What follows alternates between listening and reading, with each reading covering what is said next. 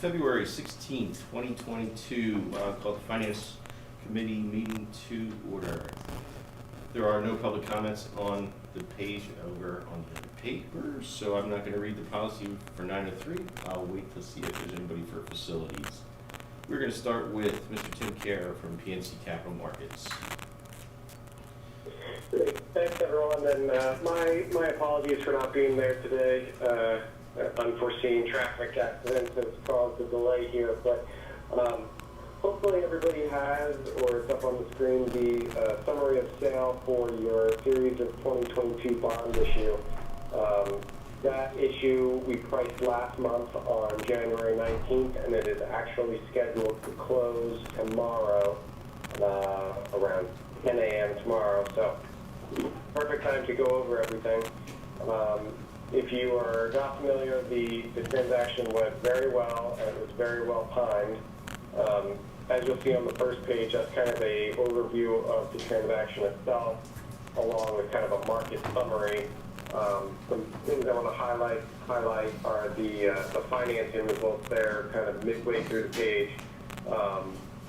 As you may recall, the primary driver for this issue, which was a refunding of the school district's 2014 VOTEC issue, was to not only take savings, but also shorten the term of the transaction. So the original issue, as you see on the refunding debt service graphic there, it originally went out to 2024. And we restructured the 2022 series we pulled it in so that it only goes out to 2028. And you can see that based on those yellow bars that kind of spike there. Now what happens is that we wrap that around the other existing debt of the school district so that all of the district's debt now matures by fiscal year 2029. So very, very short, pays off very quickly, and you know, helps benefit the school district in paying off all their debt service here before the end of the 2020s. So as you can see in the financing results there, we had really fantastic results.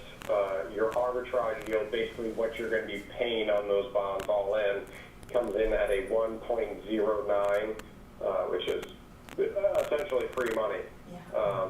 Your gross savings there came to $3.2 million. And then your net present value savings, that's net after state reimbursement and PV, present value back to today's dollars, that came out to $2.3 million. And the savings percentage based on that NPV savings was 26% savings. And you may remember when we were talking about this back in November and December that a good savings rate was around 3%. So you guys did very well. So congratulations on that. On the bottom there, you'll see I have a interest rate chart. It's showing interest rate yield curves for what's known as MMD. That's municipal market data. That's what your bonds are priced off of. Kind of similar to kind of like treasury rates. And even though we're still at very historic low levels, you can see that gold line is the 10-year average. The dotted green line is where NMD was on January 19th when we priced the bonds. So you can see it's already starting to creep up over where it was a year ago and then where it even was 3 months ago. A side note, since we've priced these bonds, interest rates have just been on an absolute tear upwards. They've gone up probably about 50 basis points since the time we priced this bond. So this is, again, kudos to the district for really having the plan in place and working ahead and staying ahead, because you really, locked yourself in some really good rates here. You'll see in the market notes, it's kind of funny. Nothing has changed in between January 19th and today. If anything, it's only gotten worse. There's still tension between Russia and Ukraine. We just talked about the rising rates in MMD, and then the Treasury yields themselves have gotten, again, much worse. I believe the 10-year Treasury rate is above 2% now. So, on January 19th, it was at 183. So 20 basis points on the Treasury yield. So Moving on to the second page, this is kind of breaking down the actual results of what's known as the order period. So the morning of January 19th, we talked with the district. We presented our pre-pricing scale, what we wanted to go out with, and then we ran an order period for 2 hours, basically where we went out and talked to investors who wanted to buy the district's bonds and collected their orders. So as you can see at the bottom of that page, that bar chart there is a depiction of all the orders that came in. The district had a bond issue of around $8.3 million, and we got $25 million in orders. So 3 times the amount of orders that we needed to fill the order book. So again, that's a credit to the district and the strength of their credit rating. Everybody wanted your bonds. Like I said, $25 million. We had 16 unique individual investors come in. You can see that in the chart right there. The big names. Goldman Sachs came in. Credit Suisse came in. PNC bid on some of it. So again, very, very high demand for the district's bonds. And because it was in such demand, when we ended the order period, we were able to reduce the yield that we were offering at, basically try and save the district some money. So we were able to reduce the yield anywhere between 2 and 4 basis points, which wound up saving the district around $60,000 in additional funds from where we were starting out with. So all in all, it was a very successful transaction, well-timed, as I mentioned, and I'm thinking that this meets all the district's needs and wants, because you're locked in at really great rates for the next 9 years, or what is it, 8 years, something like that. So, are there any questions? Any further questions? Besides a big thank you for working with Sean and the finance team and getting us some great numbers, and hey, solidifying the deal and closing the deal. I think we're in a great position, so I appreciate all your time, Tim. And your Absolutely, team. and thank you for PNC. It's been great working with you guys, and it's always good when you're working with a team that has their act together. It makes life a lot easier. That's what we always tell Sean. Sean keeps our act together. Yes. Exactly. So, Any other questions? all right. Well, if there's no questions, I'll leave you for the rest of the meeting. Thank you very much, Tim. Thank you. Good luck driving home. Thanks, everyone. Take care. Good evening. You too. Bye-bye. Good time. Oh, yeah. Couldn't have been better. Couldn't have been better. Sure. I was gonna ask her what the difference would be now, but. Yeah. Yeah, That would've been- question. I didn't wanna, And then we can eat. He's stuck in traffic, so he's in. Yeah. So. All right. Discussion of new board communications. Ms. Cooper. Yes, so give me 1 second. Absolutely. I'm just trying to make sure that folks at home can see our screen. Oh, that's fine.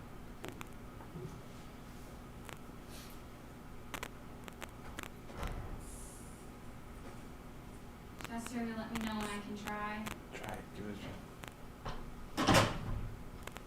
Do you want to zoom in?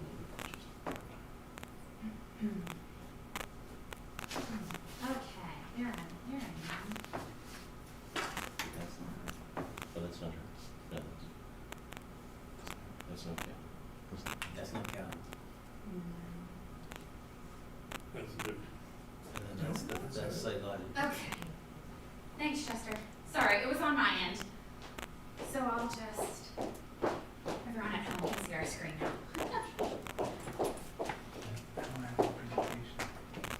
No, I'm gonna log on to Oh, it's the on. website. So, if you want to join me live on our fantastic website, www.penridge.org, you can also type in /board bulletin, and we will get ourselves there. So what I just wanted to bring to you tonight and talk about was the request to have another form of communication with our community. Right now, it is called the board bulletin, but we are open to suggestions, creative ideas, brainstorm. We can do that another time, but for right now, we're looking at the board bulletin. So where you'll find the board bulletin right now, our main navigation at the top of our website, on your tab, the school board tab, and this last one right here, the board bulletin. If you navigate to that, you'll land on this page. So this is a mock-up of what we've put together.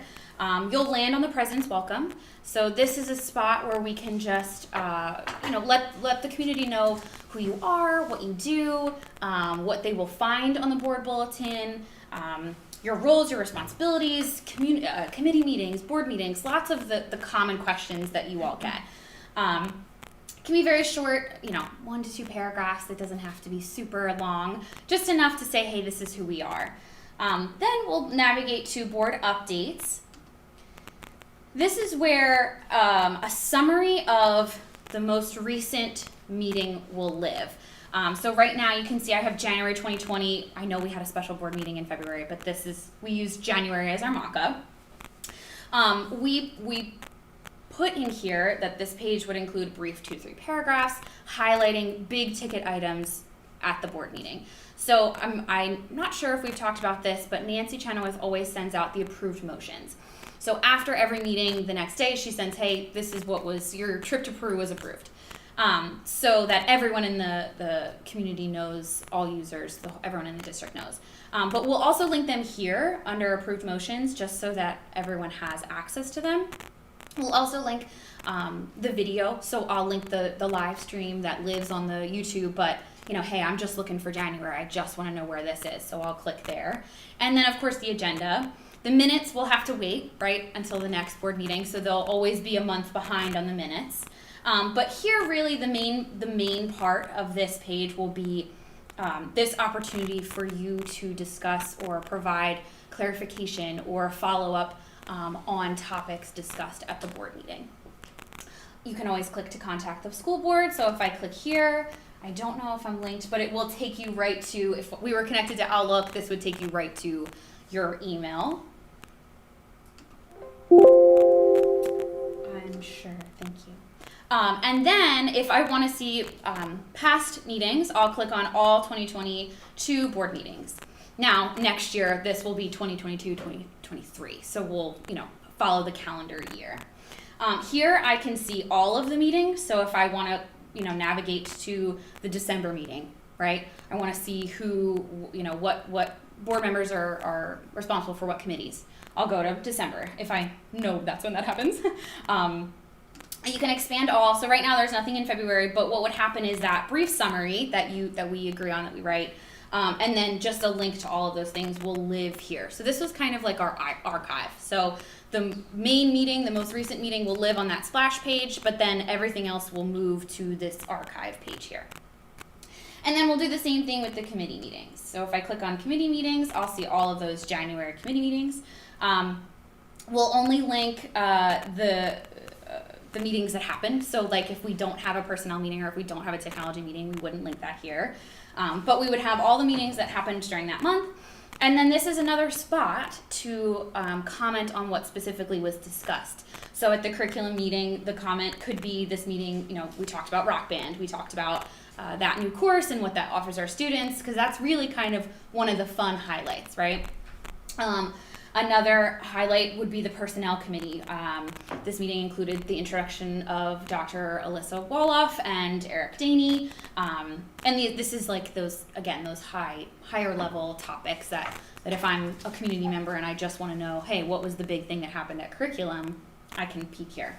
Can I ask a question? Absolutely. What's driving this change? So this would replace board docs? So this would not replace board docs. That's a great question. So board docs is kept by the secretaries, Nancy Chenoweth. She keeps track of all those things. So board docs would remain the same. But the public has access to that as well. They do have access to that. This would just be another way to provide commentary. So it really gives you all the opportunity to say, hey, I want to talk about, as a board member, what happened at the personnel committee meeting, if that makes sense. Board Docs is it's just links to everything. It's links to the minutes, community Links members. to the video of the meeting as well. So That's it's true, about- yes. So it has some replication on both platforms. It does. The great thing about this is, again, that commentary piece that we, talked about.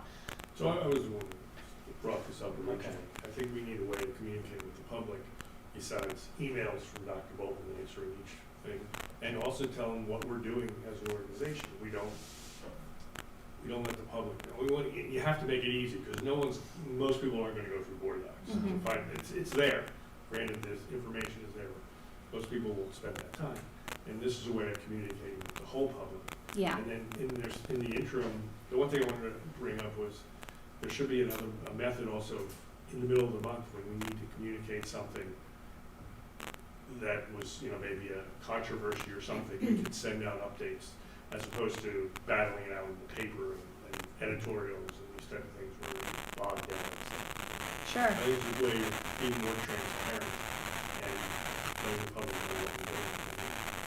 I think it's very important. So the public, if they comment on this, is it viewed by everyone? It's not like No, a- so it's not like a listserv or something. No. This would be your commentary. So this would be you as a board offering comment on some of the things, whether it's public comment directly or just it's a topic that was recently discussed in the news. And the public can comment, because they click on the school board, they can send an email. Of course, right. It's not Yes. gonna be as. Gotcha. So gonna it's be not as another- big or anything. It's not another opportunity of No. communication with the public, it's just It's us a highlight, presenting to them. it's a highlight Yeah. reel, if you will. Sure. That makes sense. The one nice thing about this too is Board Docs, yes, it keeps everything. The thing that I discovered in putting this together is Board Docs doesn't create individual links. So if I click on the agenda for the Finance Committee meeting, it's the same link. So I was linking it, I was like, why am I going back to the splash page? Like I get dumped back on the splash page of Board Docs, and that's because they don't create individual links. So when I create these links here, the agenda, it will take you to a PDF of the agenda that's on Board Docs. So it's very convenient for the public. It also, what makes me happy, and I know this makes Mr. Rice happy, it really does utilize our new website, which we did just launch, and it is a very nice, neat way for community members to just quickly access this information. I'm sorry, go ahead, Joan. Were you finished? Yes. Oh, okay. So where would we put the things that pop up? Yeah, mid-month update. Yeah, it's Where- something where we could make an announcement, where would we? Sure. Yeah, announcements. So we could have an announcements tab. It could be, instead of the president's welcome, it could be most recent updates. That's flexible for sure. Urgent things, I don't know that we really brainstormed Yeah. urgent things. No, we really, Um, I mean, that would be abnormal. Yeah. These are Yeah, I issues guess, that come up on the board. yeah, the board issues that come up, I mean, we wouldn't do what the district does. for Sure. the truly urgent things that you want to communicate. But yeah, somewhere where we could say, hey, this came up and Right. here's the answer to that. Let me check so the great thing about this new website, again, great website. I think it's awesome. We can, I believe, I lost it all. I believe we can add alerts to this, but I don't want to promise that without checking that first. I believe I can add an alert just to this section, but again, I don't know that that's for sure. So if there's something that happens in the middle of the month that's not necessarily associated with one of these committee meetings, I believe I can add that. It would be a pop-up, like it would pop up right if I clicked on the school board page. I believe, again, I will verify this. But it happens like when we do when there is a snowstorm and we do call school or there's something like that, when you pop on the website, there is that alert. I believe I can customize that, but I'm not 100% sure, but I will definitely look into that and see if that's a way, instead of keeping it. My only thing with that is that will go away, right? We won't keep that That's there. what I'm thinking. So yeah. we might want to add just another section on this left Board hand docs. side. And then Yeah. it's like hot topics or something like that. Sure. You could just, and then the other question I have, and forgive me, because I know I'm not that savvy, but you know how you clicked on the send us an email? Mm-hmm. Whenever that happens to me, I my computer is not set up to do, so I get that message, and for someone like me, I can't send the email. Sure, yeah, I was envisioning, like, when you're on a business website and it has you put in your name yeah, and like your email, absolutely. and so that it will go. I don't know how to fix it. Maybe there is, if someone could tell me what I'm doing wrong, but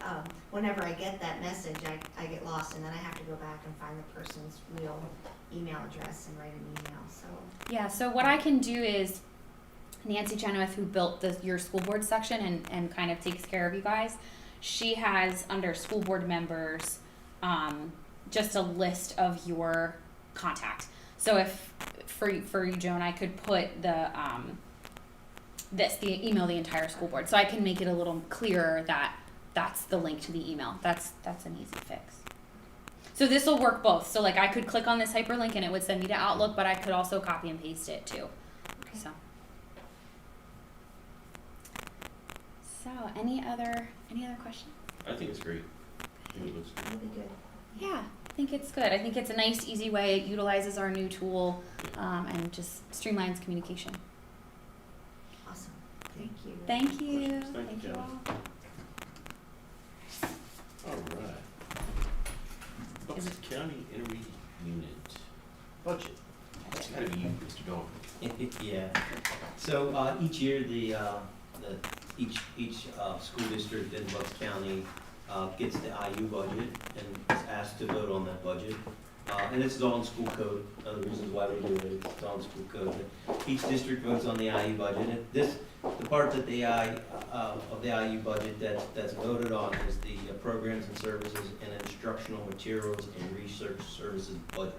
It's a very small portion of the total IU budget. The IU budget is well over $100 million. I think this part is very small, it's $2.2 million. So, but this is the only part that the school code requires the school districts to vote on. So that's why you get this each year. We get a budget document from Dr. Hoffman. It was shared with you in your board docs. But anyway, it's the highlights of the $2.2 million budget. It is a 4.17% increase. However, the total cost of the districts only went up 0.2%.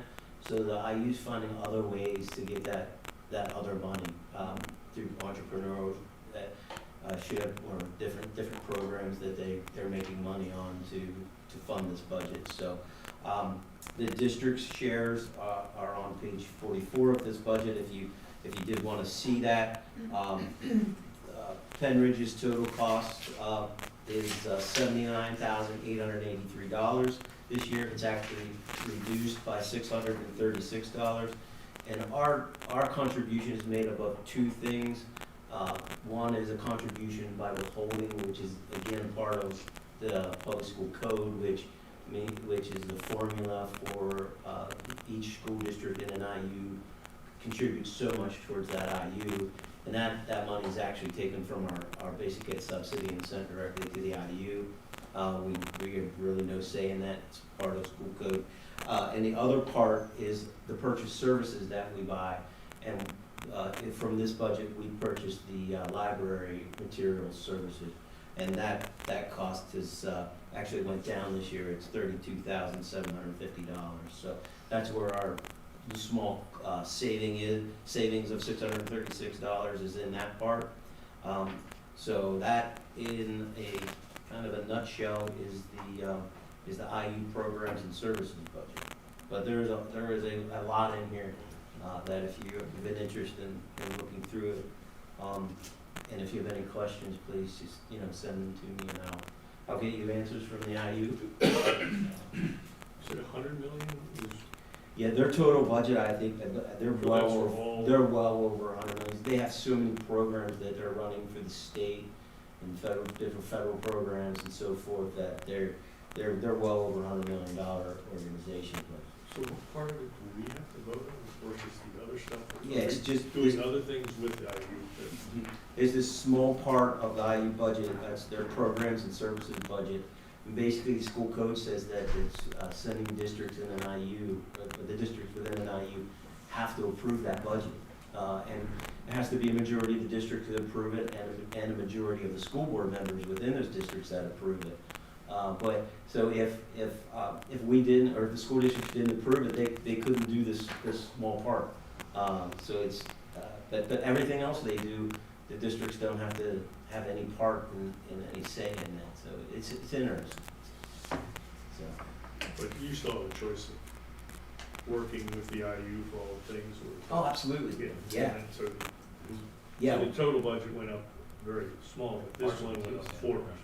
Yeah, their small budget went up 4%. But the other total, Their grand total budget, I don't know what that. you said the other one only went up point. Oh, I'm sorry. So this budget we're looking at here is funded by school district contributions and then entrepreneurial activities that they do. So the 0.2% increase is what the sending school districts, their contribution went up by 0.2%. So this total budget went up by 4.17%, but it's only gonna cost the districts 0.2% for their share. So they've found other ways to fund the rest of their increase, other than putting it on the backs of the school districts. And that's really the message that Dr. Hoffman's trying to say in his letter, is that, you know, we're finding other ways to make money to run our programs. We're not asking US school board members to foot that bill for the IU. We got a lot of great group rates with working with the IU and stuff like that. Yeah. Absolutely. I mean, it's a great asset. They do a great job, just like in the technology field, negotiating prices for all the districts and doing that. But it's more that we just have to kind of stamp our approval on it rather than discuss it. It seems like, I mean, there's not a whole lot of give and take, I imagine, because we don't know any of the details, but we're just asked to kind of approve it. We're asked to kind of approve it, yes, but Right. I mean, there is a lot of details in here. Right. But, I mean, you do have a representative, every district has a representative, so in theory, that's where the questions might be asked, but So who's our representative? Megan. So Megan would then Yes. say, hey, this is what the budget process was, this is why we think it's good to approve it, so she would kind of make the presentation, I guess. Yeah, this budget was presented to the IU board, the board members of the IU. They had their first say in this budget, and then after they said, okay, we like it, then it went down to the superintendents. Dr. Hoffman presented to the superintendents. They have their option and their choice to make their contributions or, you know, comments, whatever, would be it. And then after the superintendents are happy with it, then it comes to the sending school districts boards. At that point, it's already been, you know, the superintendents have blessed it, the IU board has blessed it. And I know Mrs. Vance Clemens was here tonight, she would have had, you know, she usually takes this bull by the horns and talks about it a little bit and says what's in there that she likes and so forth, and what programs that are in there, so. But yeah, That makes more sense, that somebody would make a recommendation out of there for us to approve. yes, But otherwise, it just feels, I understand. yeah, Yeah. right, We're good. right. Thank you, Sean. You're welcome. Next up, general fund budget. This is a good one. Okay. Oh, it's interesting. Nope. You were on the right, you were on Oh, this is. Yeah.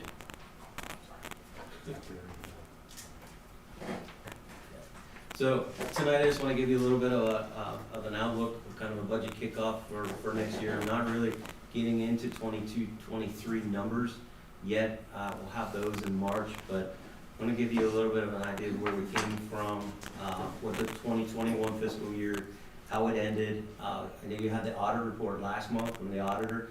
I want to just kind of dig a little bit deeper than where he was at, give you some highlights from that.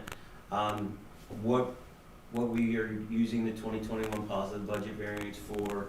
I'll talk to you a little bit about capital projects, and then just some informational stuff about the role of the school board in the budget process, school finance 101, and some assumptions that we work off of when we work on the budget. So, am I okay sitting here? Or would you rather me?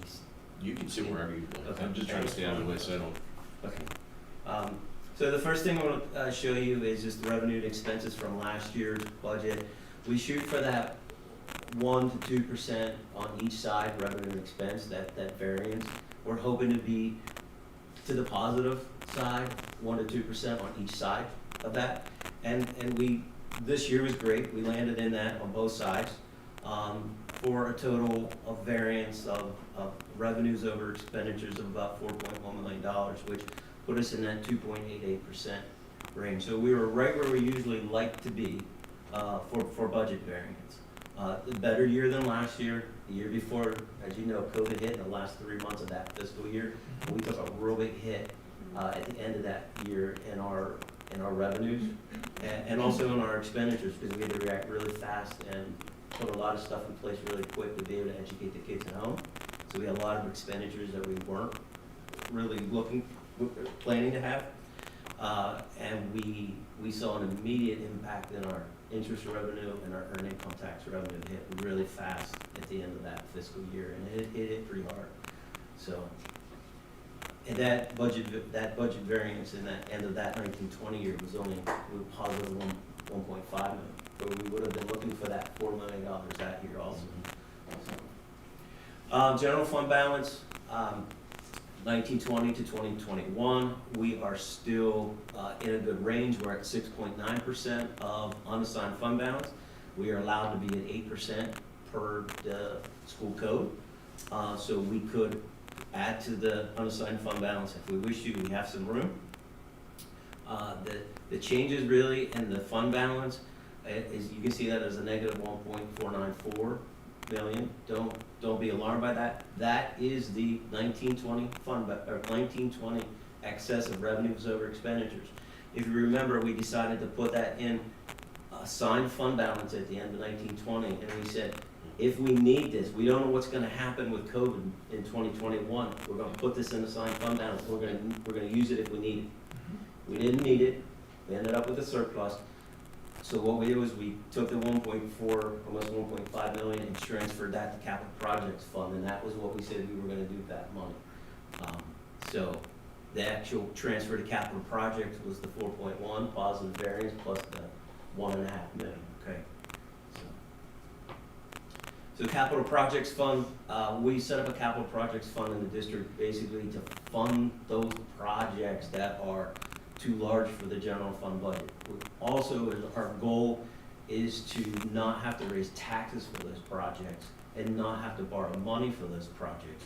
So what we try to do is we try to budget conservatively on the revenue side, budget conservatively on the expenditure side, so that we create that 2 to 4% surplus at the end of the year, so that we can transfer that money to capital projects.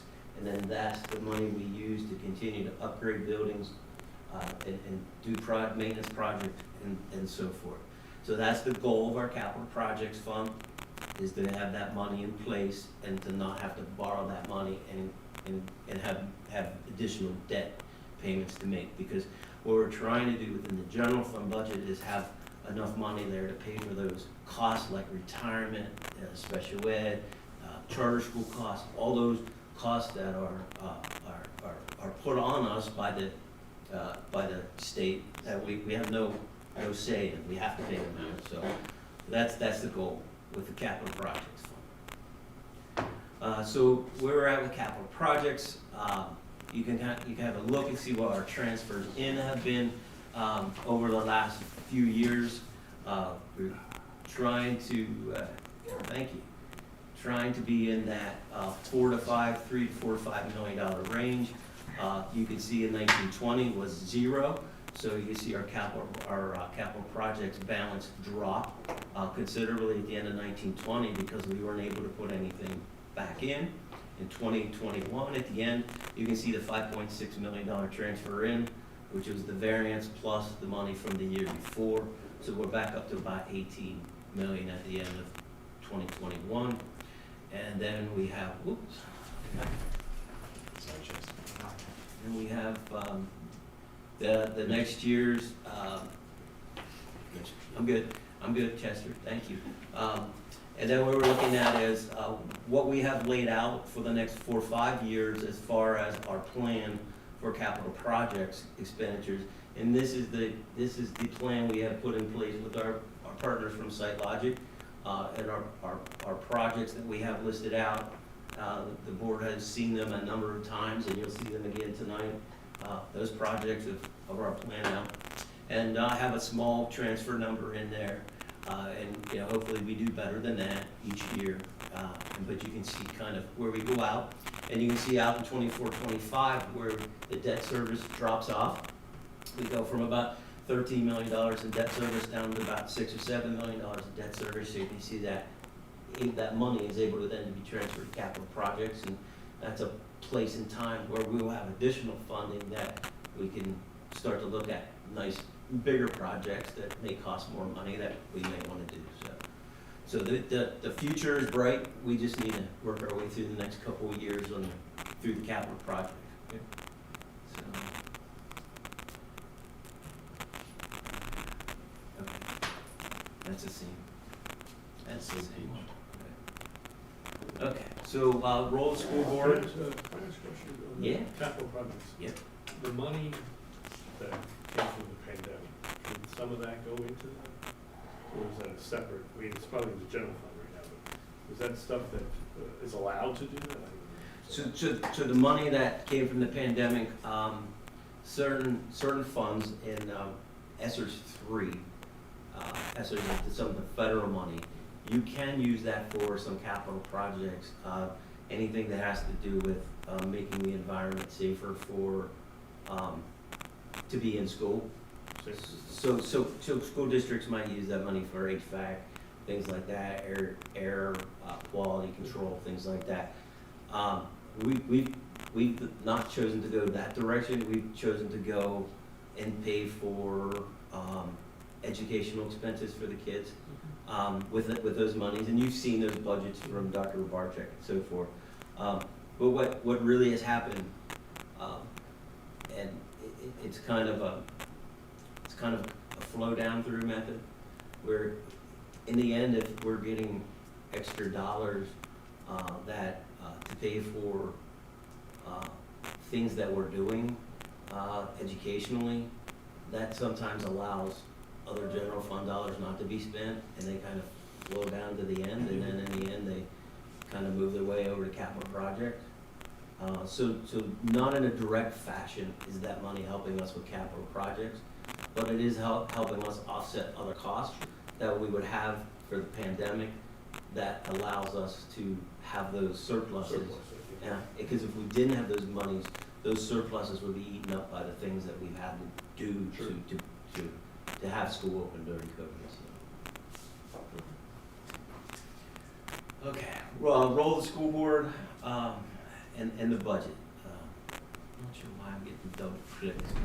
We'll figure it out. So, as a school board, one of your most important things in my mind, of course, is that you adopt the budget. You put the official budget in place, and that's what we operate from. If the board did not put a budget in place, July 1st, we wouldn't operate. We wouldn't be allowed. I wouldn't be allowed to pay bills. I wouldn't be allowed to pay employees. Kind of like how the state shuts down, or the federal government shuts down. We would be shut down without a budget in place. We would not be allowed to expend money. But as far as the budgetary decision, I think the bottom sentence makes the most sense. The board must balance a variety of competing interests and choose between what it finds necessary for a good education program and what its taxpayers can afford. So when you think about that, it brings me back to the last 5 years. We haven't raised taxes, so we've been very good to our taxpayers on the side of what can your taxpayers afford. We haven't asked for any additional tax increase since the 16-17 school year, so this school year is our 5th year without a tax increase. But I think we've been very fair, the board has been very fair to the taxpayers in Penridge over the last 5 years, because we have found ways to run our programs and do the things that we need to do without asking our taxpayers for additional millage rates. So it's a kudos to the school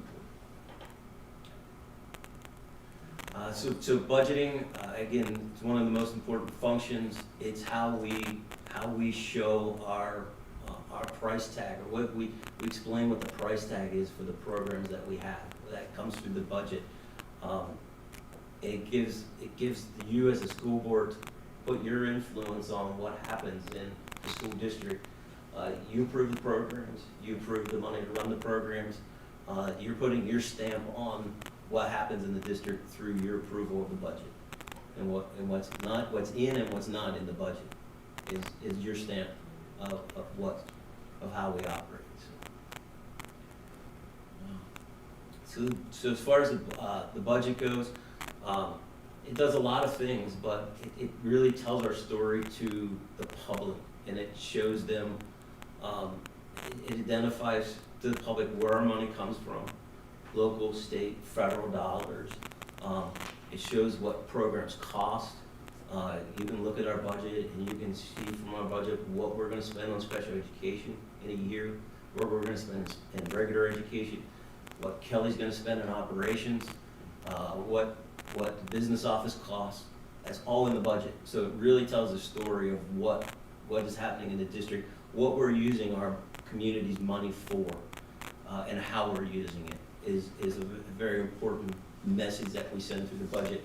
There is a state budget document that we use. That's a document that you approve as a board each year in May and June. But before we get to that document, as you know, we'll spend a couple of months really, going down further than what that state budget, how the state budget shows it. We're going to drill down and we're going to look at different programs.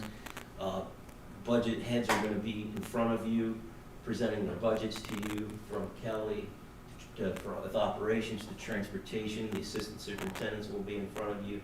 Director of People Services, Dr. Dura will be in front of you. Technology will be in front of you. You will see everything that's going on in those areas. They'll present their budgets to you individually, and then you'll see them as a whole in the entire budget. So we feel it's important to tell the stories to you as a board, and for you to see what's happening in those major areas within the district.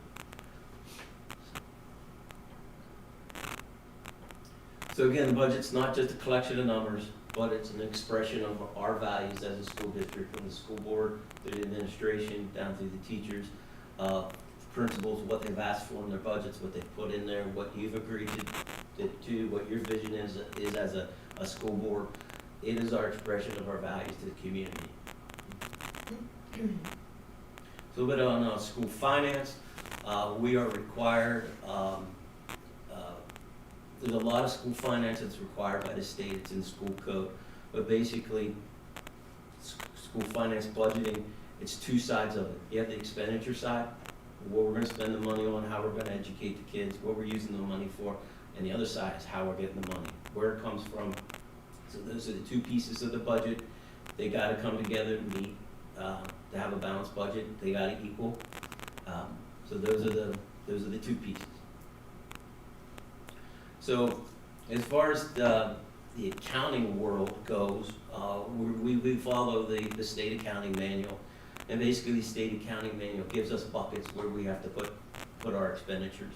So we have our expenditures will all be broken up into these major function areas. So you got instruction, then within instruction they'll be broken down to a few different areas like regular ed, special ed.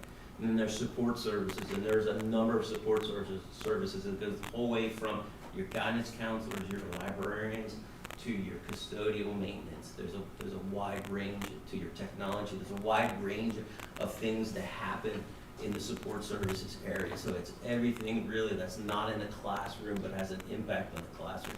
And then your non-instructional services are your athletics and your activity expenditures. Capital outlay, you don't see a lot of that in the general fund. You see that one of that in your capital projects fund, but it's one of the areas. And then other financial uses that's our debt service payments. That's our interest and our principal and our debt. So those are the major areas from a functional standpoint that we categorize expenses in. And really, the instruction makes up 62% of the total expenditures in the budget. So it's gone to the classroom. There's no limits from the state or any guidelines, or it's just reporting that, so everybody reports the same way. This is so everybody reports the same way. This is so that so that you can look at Penridge's budget and you can look at Ben Salem's budget and you can see what's happening in regular education here and compare it to Ben Salem and what they're doing in regular education, what they're doing in special ed and so forth. So it's really an attempt by the state to be able to compare school districts across. But that's a good point, Ron. Are there any benchmarks that you try to achieve? Like X% you want to, you know, and how that's broken down between those 5 buckets? Right. So there's really nothing like as far as state guidelines for those benchmarks, but of course, you know, we want to put as much money as we can into that instruction bucket, right? And then the next bucket we want to have is our support services, and we want to have as much money as possible into the support services that directly support the classroom. So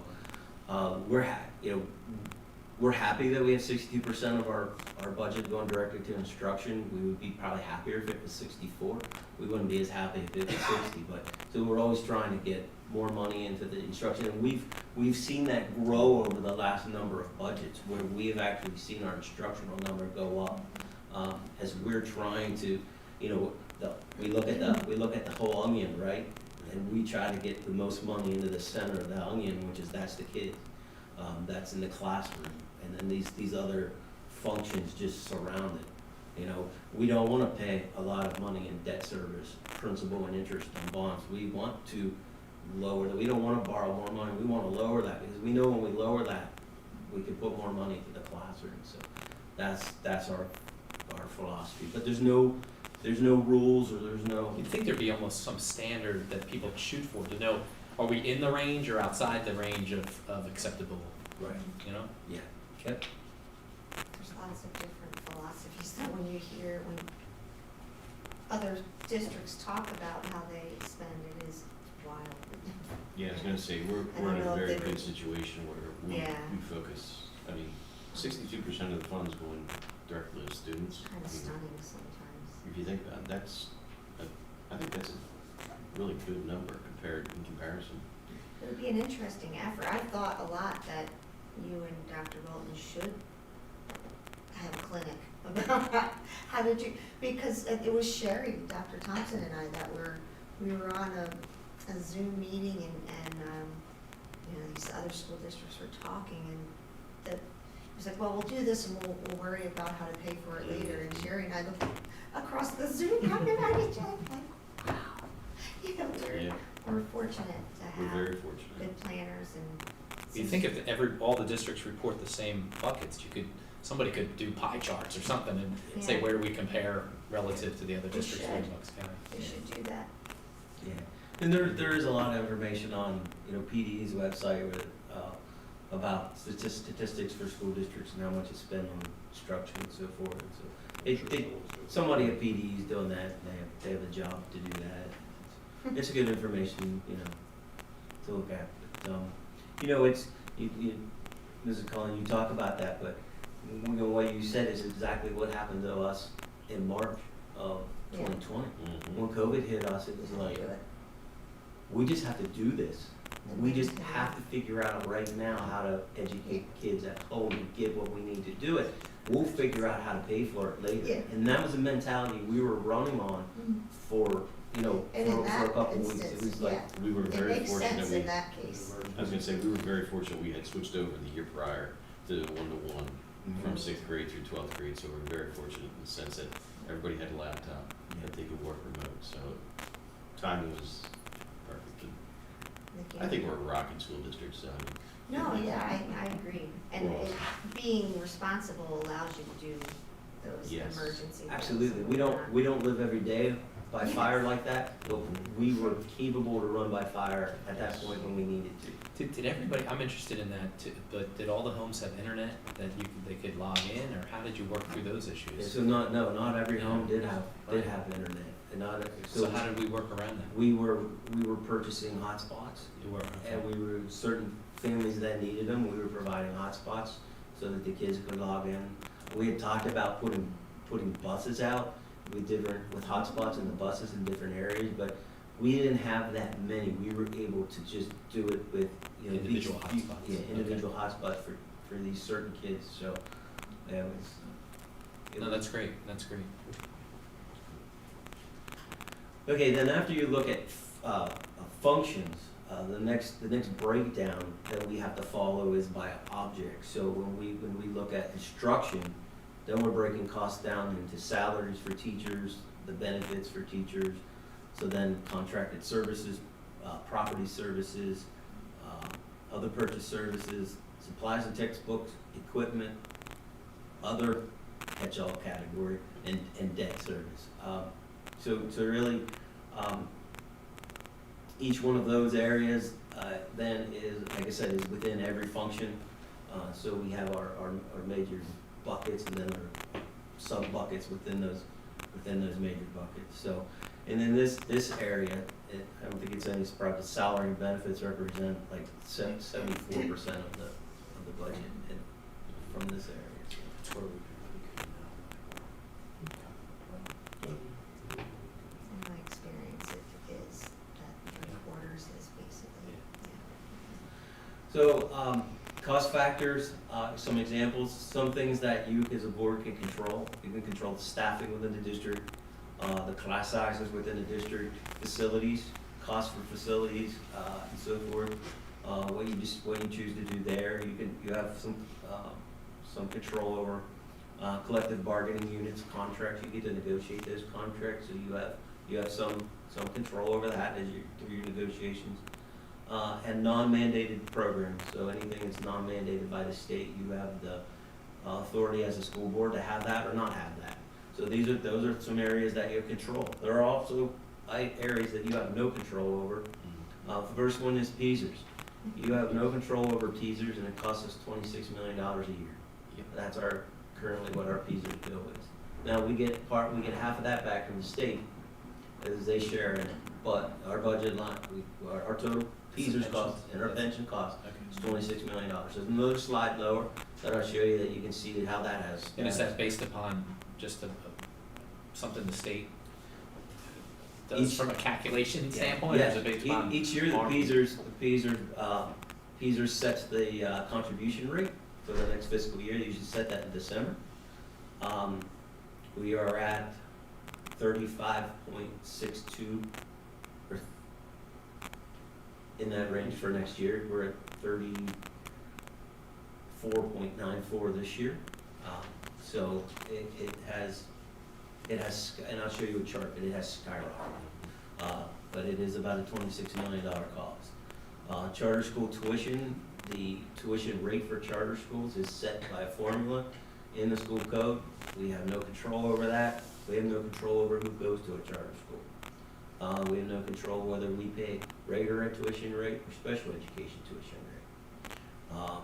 So charter school tuition is something that you have no control over.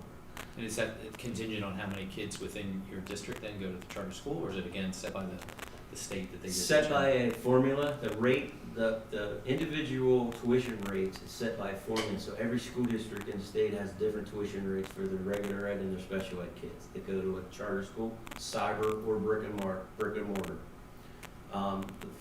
The formula, you basically put your budget numbers into the formula, and your enrollment, and it drives out the tuition rate that you have to pay. Regardless of how many people in your particular district attend? Absolutely, regardless of how many kids you have in charter schools, cyber, or brick and mortar, the rate is what the formula drives out. There's a lot of, that rate has been around since like 1998, and school districts have been screaming about that rate since You're 1998. talking about the rate per student? Yep. Yeah, Yep, it's tuition much rate. higher. And the cost per student. Yep, yeah, it is. So, so arguably the residents of Penridge are paying for kids in other school districts to go to charter school, right, to some degree? No, there has to be For better. hours. We pay for our kids to go, but our kids' tuition rate may be, for a regular ed kid, it may be $13,000, and the tuition rate for, say, Southern Lehigh kid, I'm just guessing, it could be $10,000. But that kid could be going to the same school, same program, same everything. So we may be pay more. subsidizing something. We could be, Right. yep, and there are districts that pay higher rates than we pay. Our special ed rate is over $30,000 a year. And that is regardless of what special needs that child has. That child may need 1 hour of speech, 1 or 2 hours of speech a week. they get the same tuition rate as a student that may have severe autistic needs. So, yeah, charter schools they're. we Are a get- concern. are very Concern. much a concern. A concern, Very much. yes. And it would only take legislation to change that. Absolutely. They've been working on it, but, I mean, and we pay, even if the charter schools only, their operating cost is only like $9,000 to educate a child, we still have to send them to school. Absolutely, yeah. There's no bearing on what the cost is. It's no bearing on their expense, it's just this pure formula. Pure And the formula is Make a not lot. necessarily contingent on how many kids we have going, it's contingent on our total budget that then goes into the equation that the state pumps out and determines the Yeah. tuition rate. Yeah, yes. So in the late nineties, when this all came about, and I'm sorry, I kind of digressed, but in the late nineties, when this all came about, the charter school law came into play, I think it was around like 98. There was no concept of cyber charter school at that time. Charter schools were to be brick and mortar schools where kids didn't go to Penridge, but they went over to Quakertown into another school building, brick and mortar school. They're educated in that school. So the formula was developed at that time based on the fact that kids would go to another physical place and be educated with heat, with Overhead, right. overhead, and all that.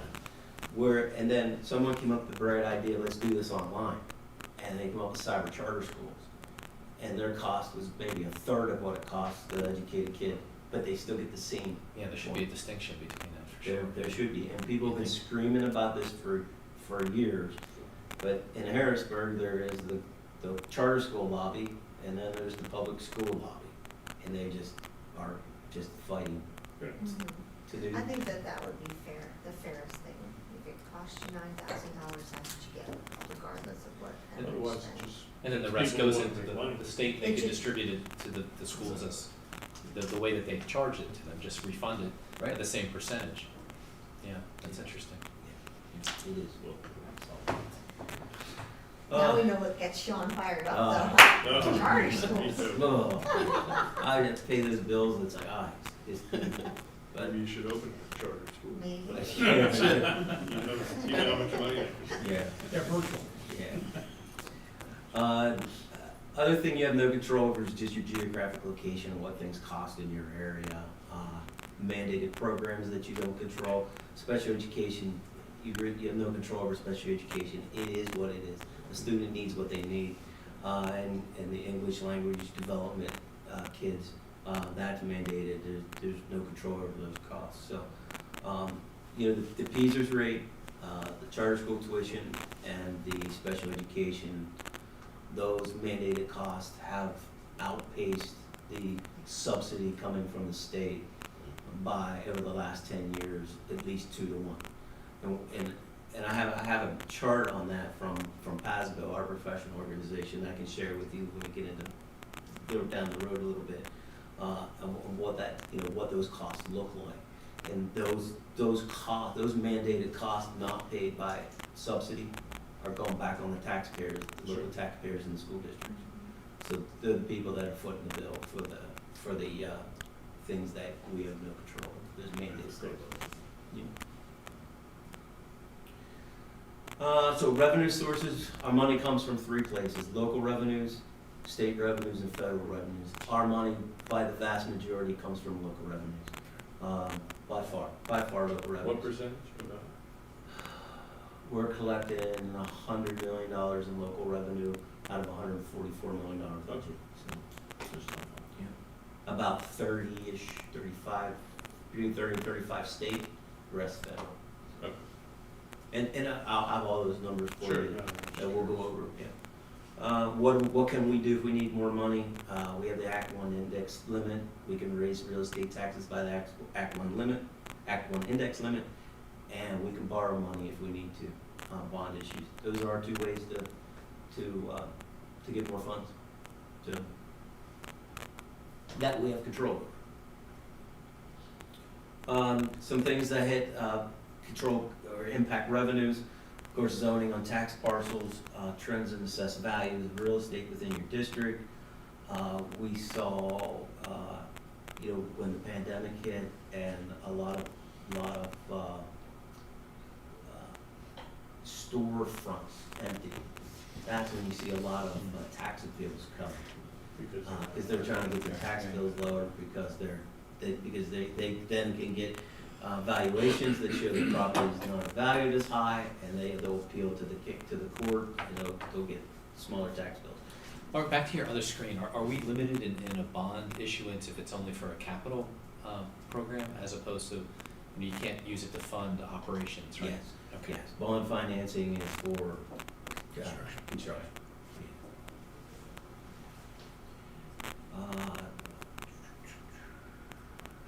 So our other major area of tax generating capacities are an income tax, but the rate's set by law. So we're basically, that's driven by the economy. So we're at the whim of the economy, it goes up and down. That's one area we were hit very fast, very hard on when COVID hit. And then as we went through the last fiscal year, it rebounded, it came back up. And right now we're way ahead in our income tax, where we work. And I think we have a lot of people now that are working from home, that they work in Philadelphia. And when their workplace changes to here, instead of Philadelphia, we get their income tax money. When they work in Philadelphia, Philadelphia takes the wage taxes. Sure. So anybody who works in Philadelphia, that wage tax has to go to Philadelphia. If you work anywhere else, your wage taxes go to where you live. So that change of people working at home, I think, is what's driving a lot of our nice increases. So hopefully those people, we don't see those. Paying taxes Yeah. a lot less than Philly, so Or, Yeah. one of Yeah. So there are, But Philadelphia doesn't say the business is headquartered in Philly, and I'm surprised that they didn't try to grab that money back. yeah. There were articles them a about minute. that argument but it is supposed to be where you're working at, is where you're. It's true. Yeah. Yeah. People are gonna pay them. So, no, I'm sorry, it's where you live, unless you work in the city of Philadelphia. If you work in the city of Philadelphia, they get it. Yeah. If you're not working in the city of Philadelphia, it goes to where you live. Yeah. So practical and legal limits on taxation rates, state subsidies, we're at the whim of the state legislature, federal and state grants again, and then prior year funds, our fund balances that we're carrying, are all impacts on the money we have. So, Do we have any control over what percentage our district gets statewide? How is that determined? And maybe it's beyond this conversation, but somebody determines which districts get what portion of the money, and what is the determining factor on that? yeah, years ago it was who you knew, where you were at, a lot of that.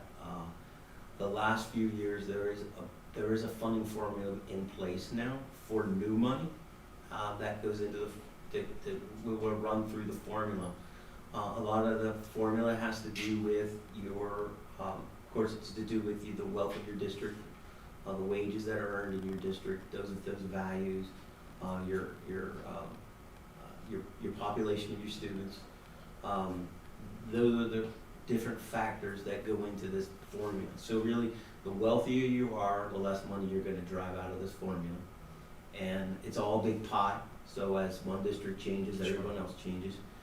So you can actually, one year to the next, get less money than you did the year before if your numbers are going the wrong way.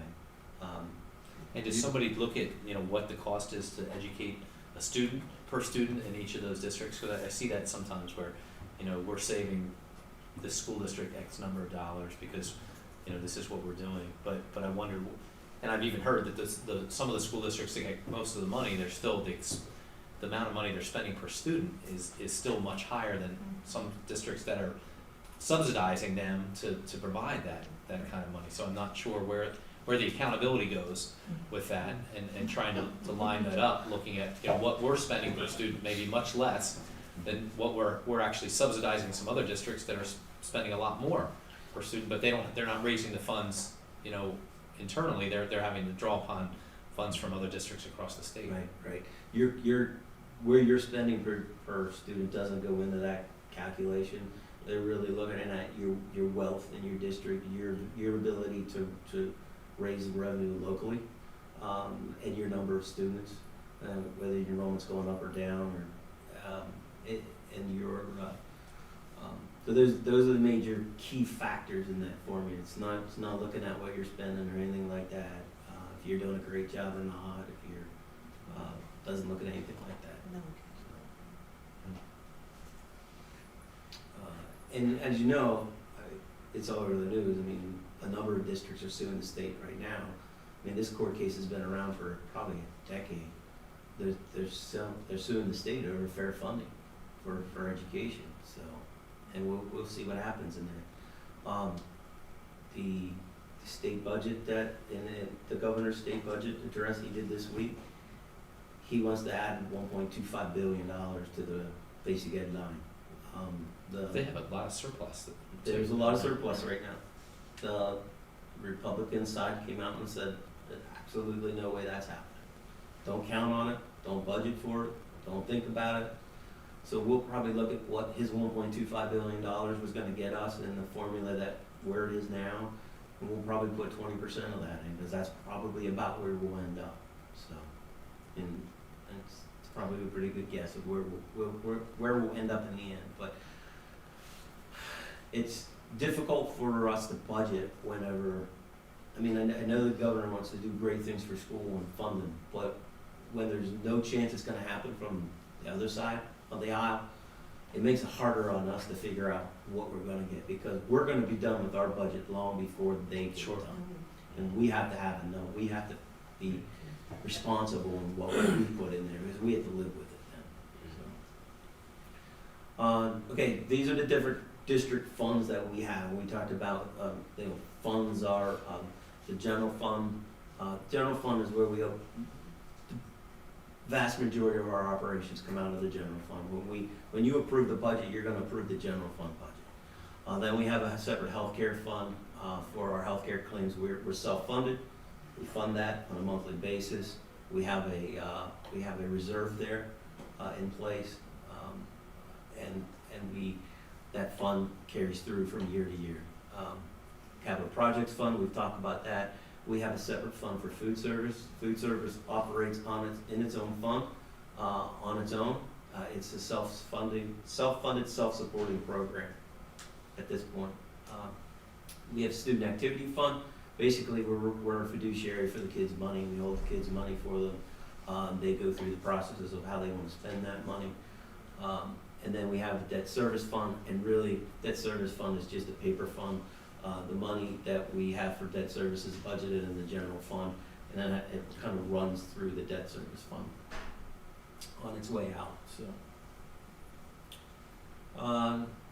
So fund balance like is basically it's the difference between revenues and expenditures.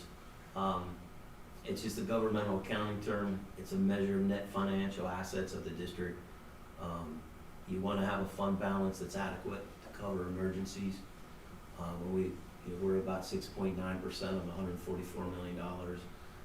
That's not a lot of money. It doesn't get us very far if we all of a sudden have no money. Is there a target that we should be shooting towards? So 8% is our limit by the state. We cannot go over 8 for unreserved fund balance. We could put more money in reserve fund balances, but we can't go any higher than 8% in our unreserved fund balance.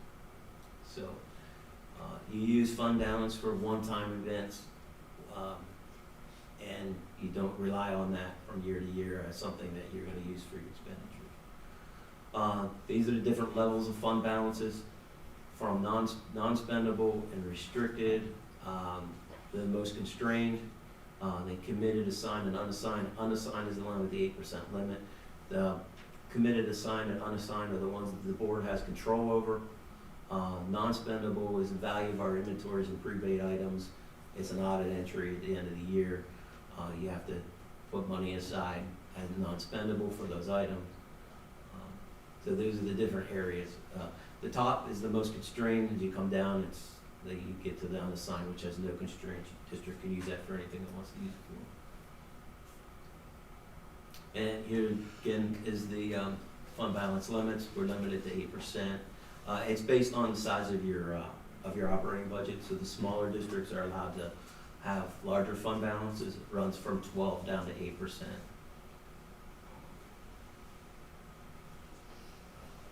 And as far as our ability to raise revenue this year, the Act One index is 3.4%. We did not apply for any Act One exceptions. We didn't do the early Act One budget. So the 3.4% would possibly get us about 2.9. We work about 2.9 million in additional revenue if we needed to take, if we decided to take a tax increase of 3.4% and get about 2.9. That's what you're saying, we've not done that in 5 years. We've not done that in 5 years.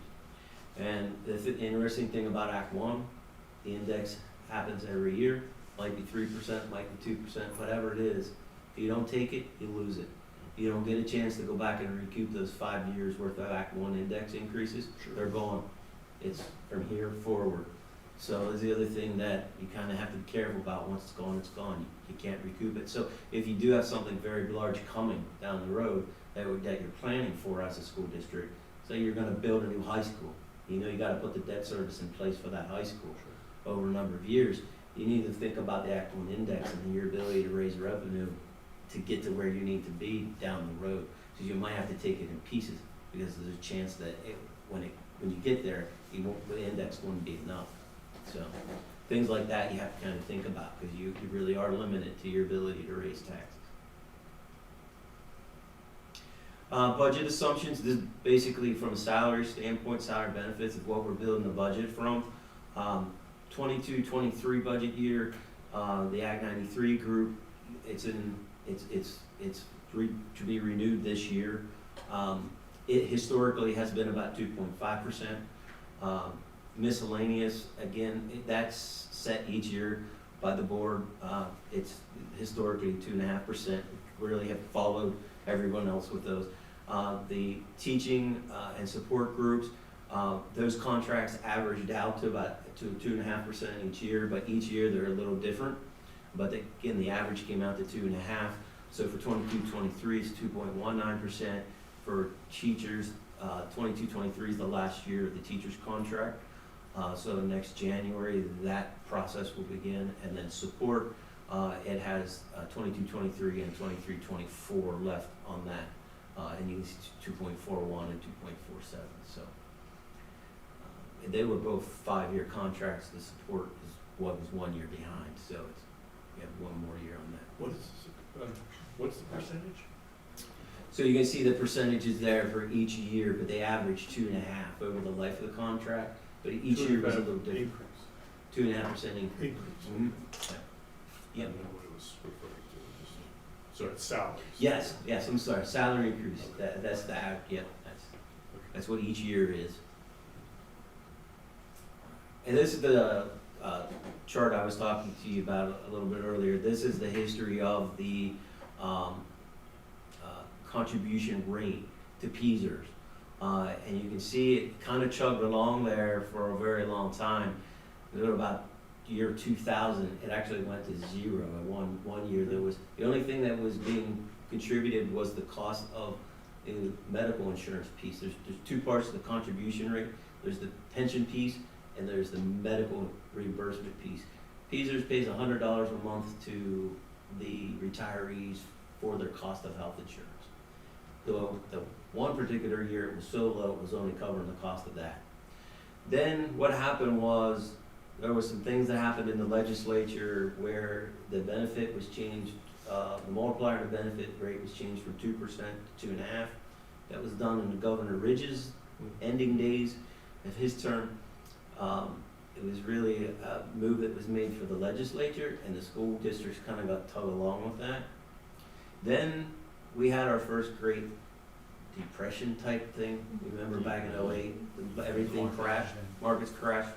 The state put in some smoothing, so they kind of delayed the impact of that, and they smoothed it out. But basically what it means, when you delay something, it costs you more in the end. Yeah. So then, this is what happened. It's just started to skyrocket then. And we are 34.94% of every dollar in salary we spend, we spend 34 cents, 34.94 cents in retirement. Next year it'll be 35.26 cents. The predictions that PSERS gave us this year go out through the 37.30. This chart was done a number of years ago as a prediction of where things would go. And you can see that 37.30 is really close to where they were predicting a number of years ago, of where it would go before it drops back down. So they're relatively close to where they thought they would be. But we will see what happens. The 35.26 for next year was originally, I think, 35.62. So they did back it off a little bit. The increase wasn't as high. It was a very good year for them in the markets, so that they were able to hold the rate down a little bit. So this is when we talk about PSERS cost, this is what we have lived through. A lot of those jumps through the teen years were multiple millions of dollars a year increase in cost for the district. $2.5 to $3 million a year cost increases. And this is something we have no control over as a district. We have no control over this. Zero control. So these are the mandated costs that we talked about: PSERS, charter school costs, and special education costs. Those are the three major mandated driving forces on school districts that we have no control And over. with regard to PSERS, that's a defined benefit plan as opposed to the 401(3)(b), which is the defined contribution plan, so, right? So Yeah. that's on the individual teacher, whereas the PSERS is a component that we have to contribute to, and Yes. that's the defined benefit. Yeah. So as the market fluctuates, we're still required to pay out a certain amount per retiree regardless of the Yes. things. Yeah. Postal service. That's- And the only way that can be changed is in Harrisburg. That's, Yes.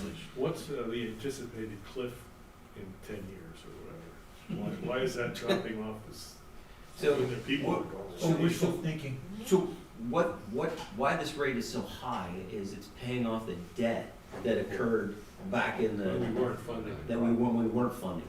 That debt got as high as 60-70 billion dollars. And that debt now, I think, is in the 40s, roughly $40 billion. So they're making headway on it. Well, but that's what they're That's guessing, when where they- they'll be caught up on the debt, and then it'll drop back down because they'll be fully funded again.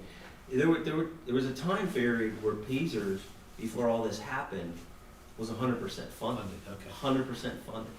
And then they changed the benefits, the markets crashed, and they changed the way the funding, they were funding it and delaying the increases, and it just caused the skyrocket.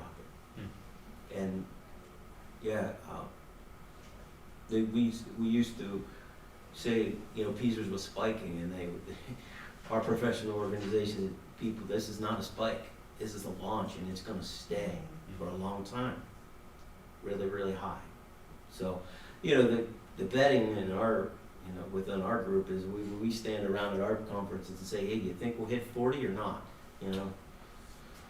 Think we'll hit 40%, or do you think we'll stay under 40%? No, that's what we talk about, try to figure out, so. Fiscally irresponsible. Yeah. Yes, sir. It is the, No. it is the major, it is the number one cost driver for a school district. And I think that's it. That's all I got for you tonight. That sounds great.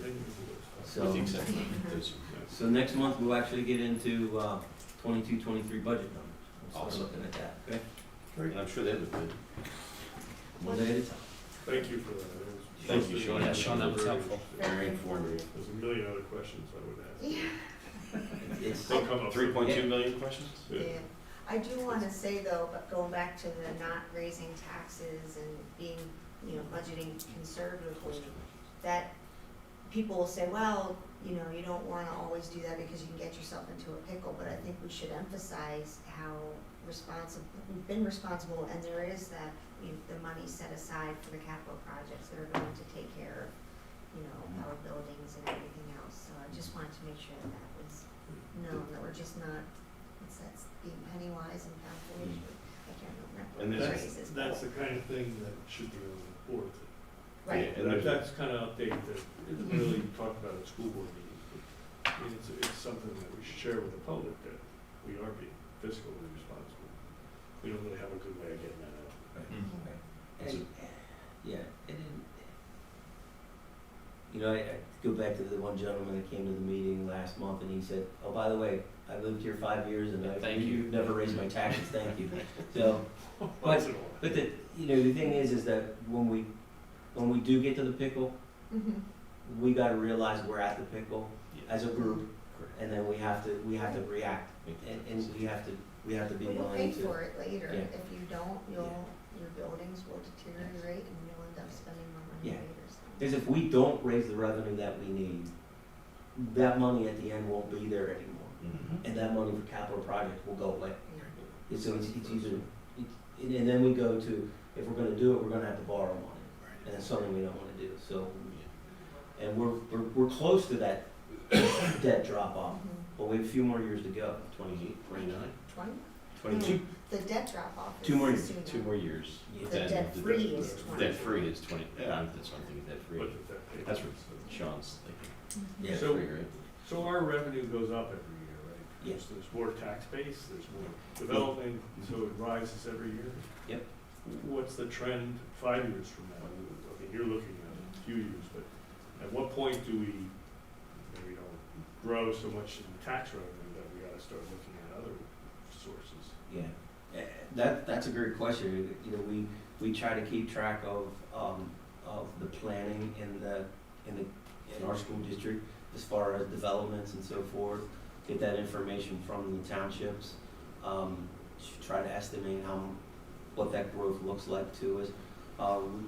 We've been averaging over 1% per year in assessed value growth. That doesn't sound like a lot, but 1% in assessed value growth is a lot. Which has, brought us, $500,000 to more each year increase just in that growth. So we've lived off that. We've lived off increases in earned income tax. We have had a healthy growth in earned income tax until we got to the pandemic. Now that's coming back. So we've lived off of those type of things and have been able to not raise taxes, and we've also been able to budget really well on the expenditure side and, for lack of a better term, clean a lot of things up that maybe were in there before our current team got here, and be a little more realistic in our budgeting. Is what we try to do. So that's. But I will share that growth with you and those. Yeah.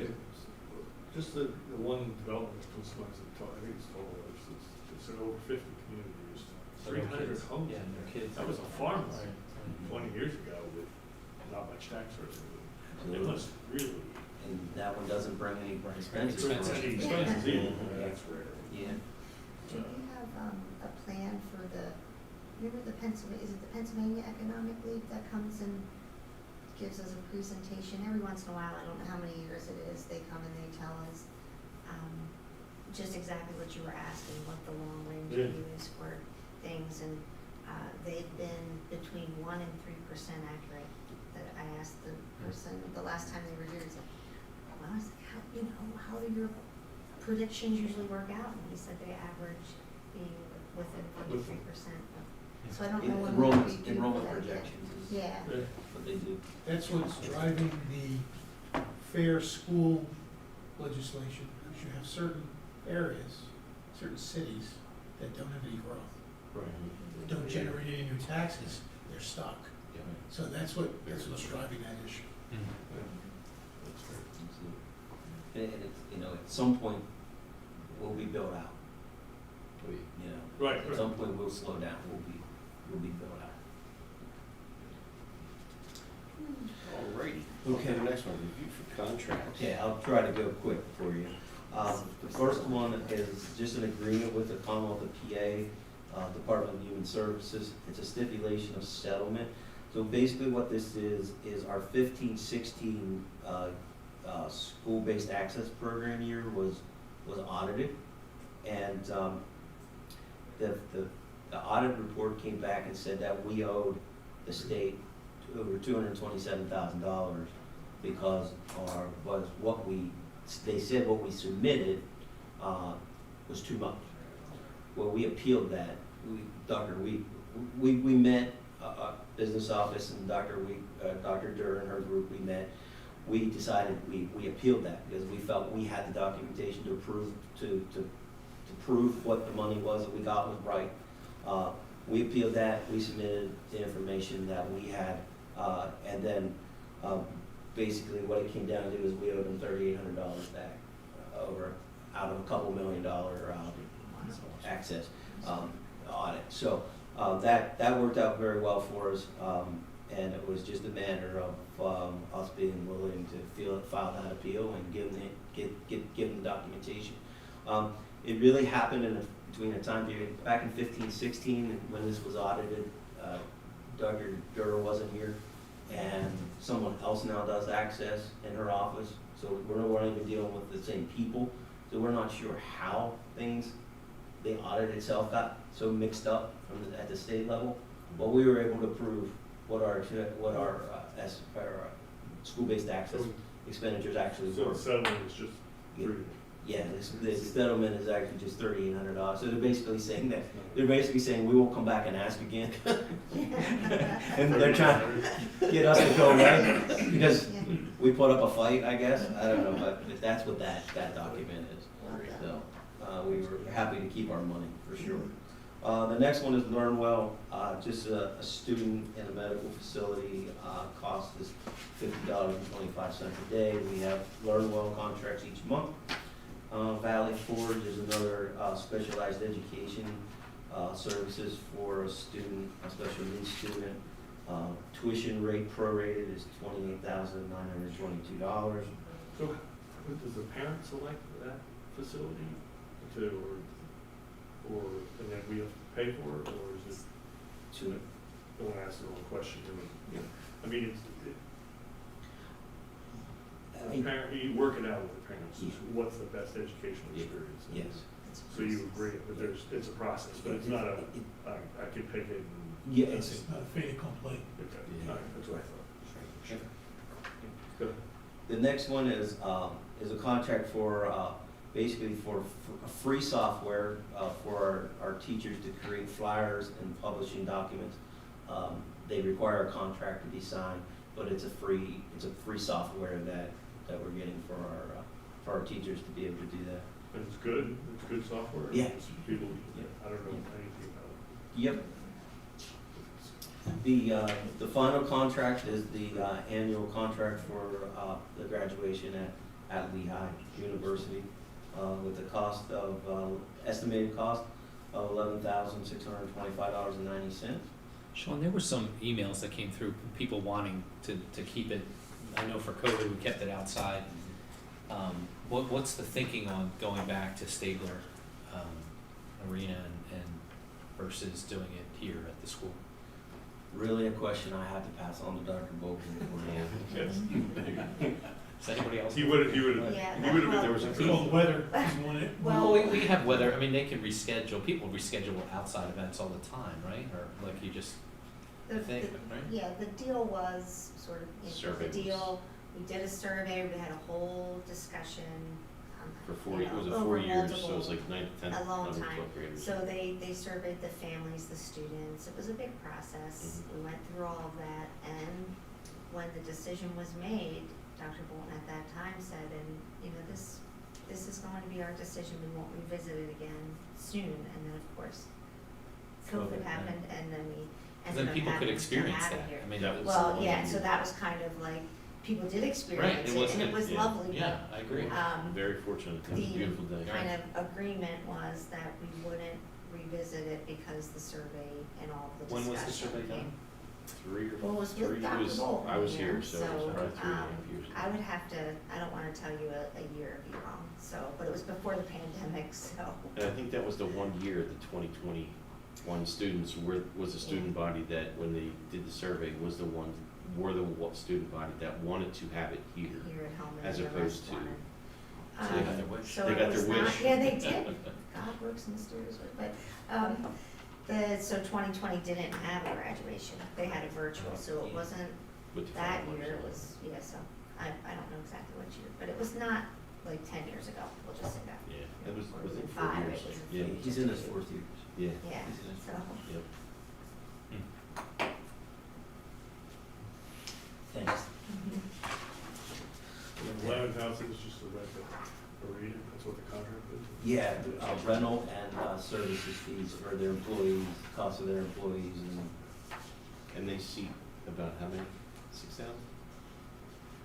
I believe that's right. I wanna say No, 60. well, we said, yeah, it's, Or is it less? No, well, forget kids, it. students each get Each 10 get 10 tickets to tickets. Stabler. We have about And 600 here, drivers yeah, usually. Yeah, So you know they're less. less here, fewer here, fewer There's fewer here. tickets, yeah. I was gonna say they were 5,000 or 6,000 up there. Mhm. I think that's pretty inexpensive, but.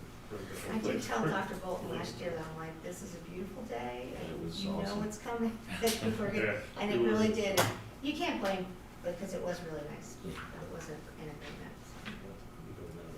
so, yeah. Student activity count. Yeah, we got a request for a new student activity fund account. The activity name is Red Cross Club. So the club performs services-based activities in order to raise funds, donations that are sent to the American Red Cross. They're asking to set that up. So we just need board approval to get that started for them. Sounds good to me. That should be 2020. Yeah, the last item is just a list of the items that we're gonna go out for bids or RFPs for the 22-23 year. We usually always will do a music instruments and equipment bid, and we have a budget for that. We do art supplies, technology education, equipment and supplies, so this is the shop classes, tech ed, those type of supplies. These are all supplies that we can't get on a statewide bid contract or an IU consortium type contract, and then we have, then we have transportation supplies and equipment, so we go out for batteries, brakes, engine parts, transmissions, type of stuff, we look for bids on those. And then the facility supplies and services, and the main thing that Kelly's looking for there is HVAC filters, bulbs, Uniforms, things like that. yeah, so.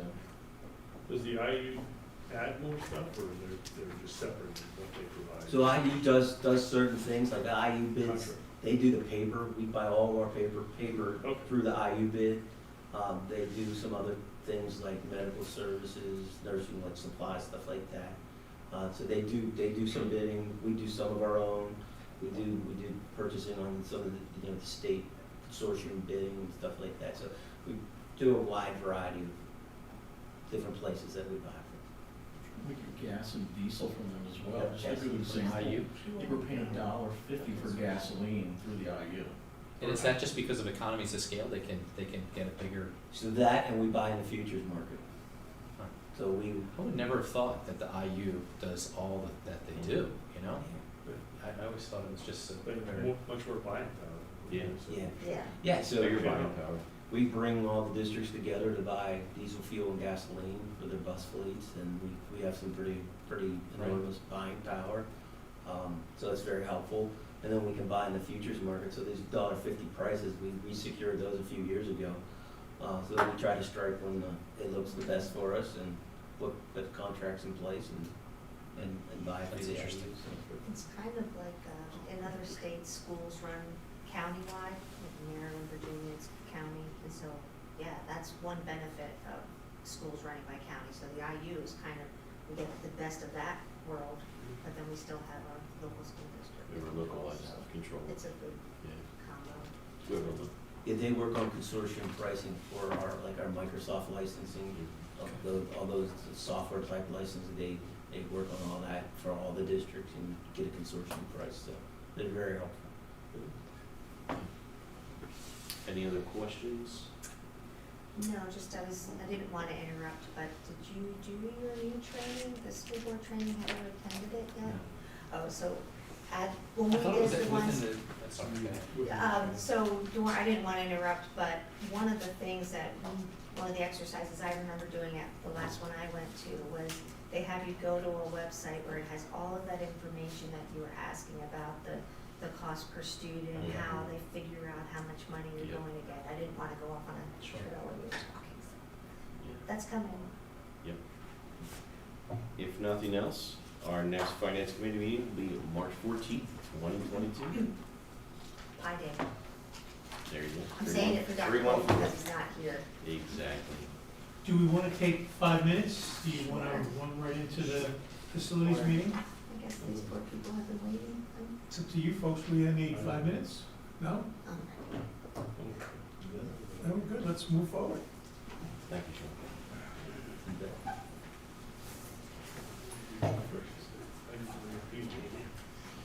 Jones, It's not- did it's you hard check to- and make sure there's no public comments? I don't think there is, I just wanted, I don't wanna miss. I have just minor updates to the presentation. We're fine going off of this, but if we have the ability just to switch. Oh, I'm so sorry. Thanks, Dan. We're doing, How are you? Thank you.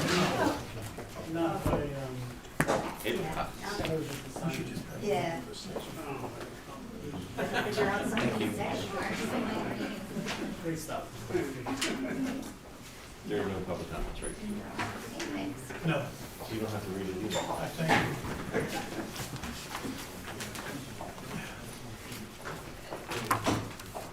Kelly, how are you? How you doing? I'm great. How are you doing? Good, good. Yeah. Thank you very much.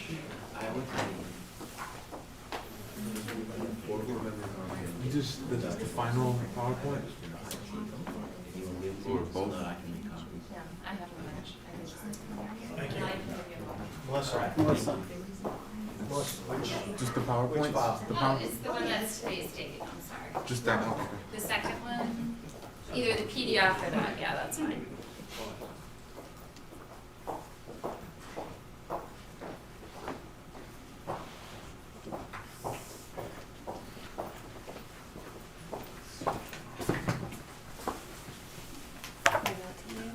We're not necessarily going to use it as a video. Okay, looks like we're ready. Chester, you got that up and?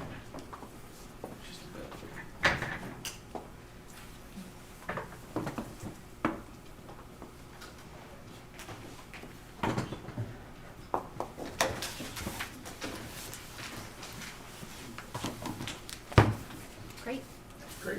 Not hearing, not having any public comments, we'll move directly into the presentation by sight line.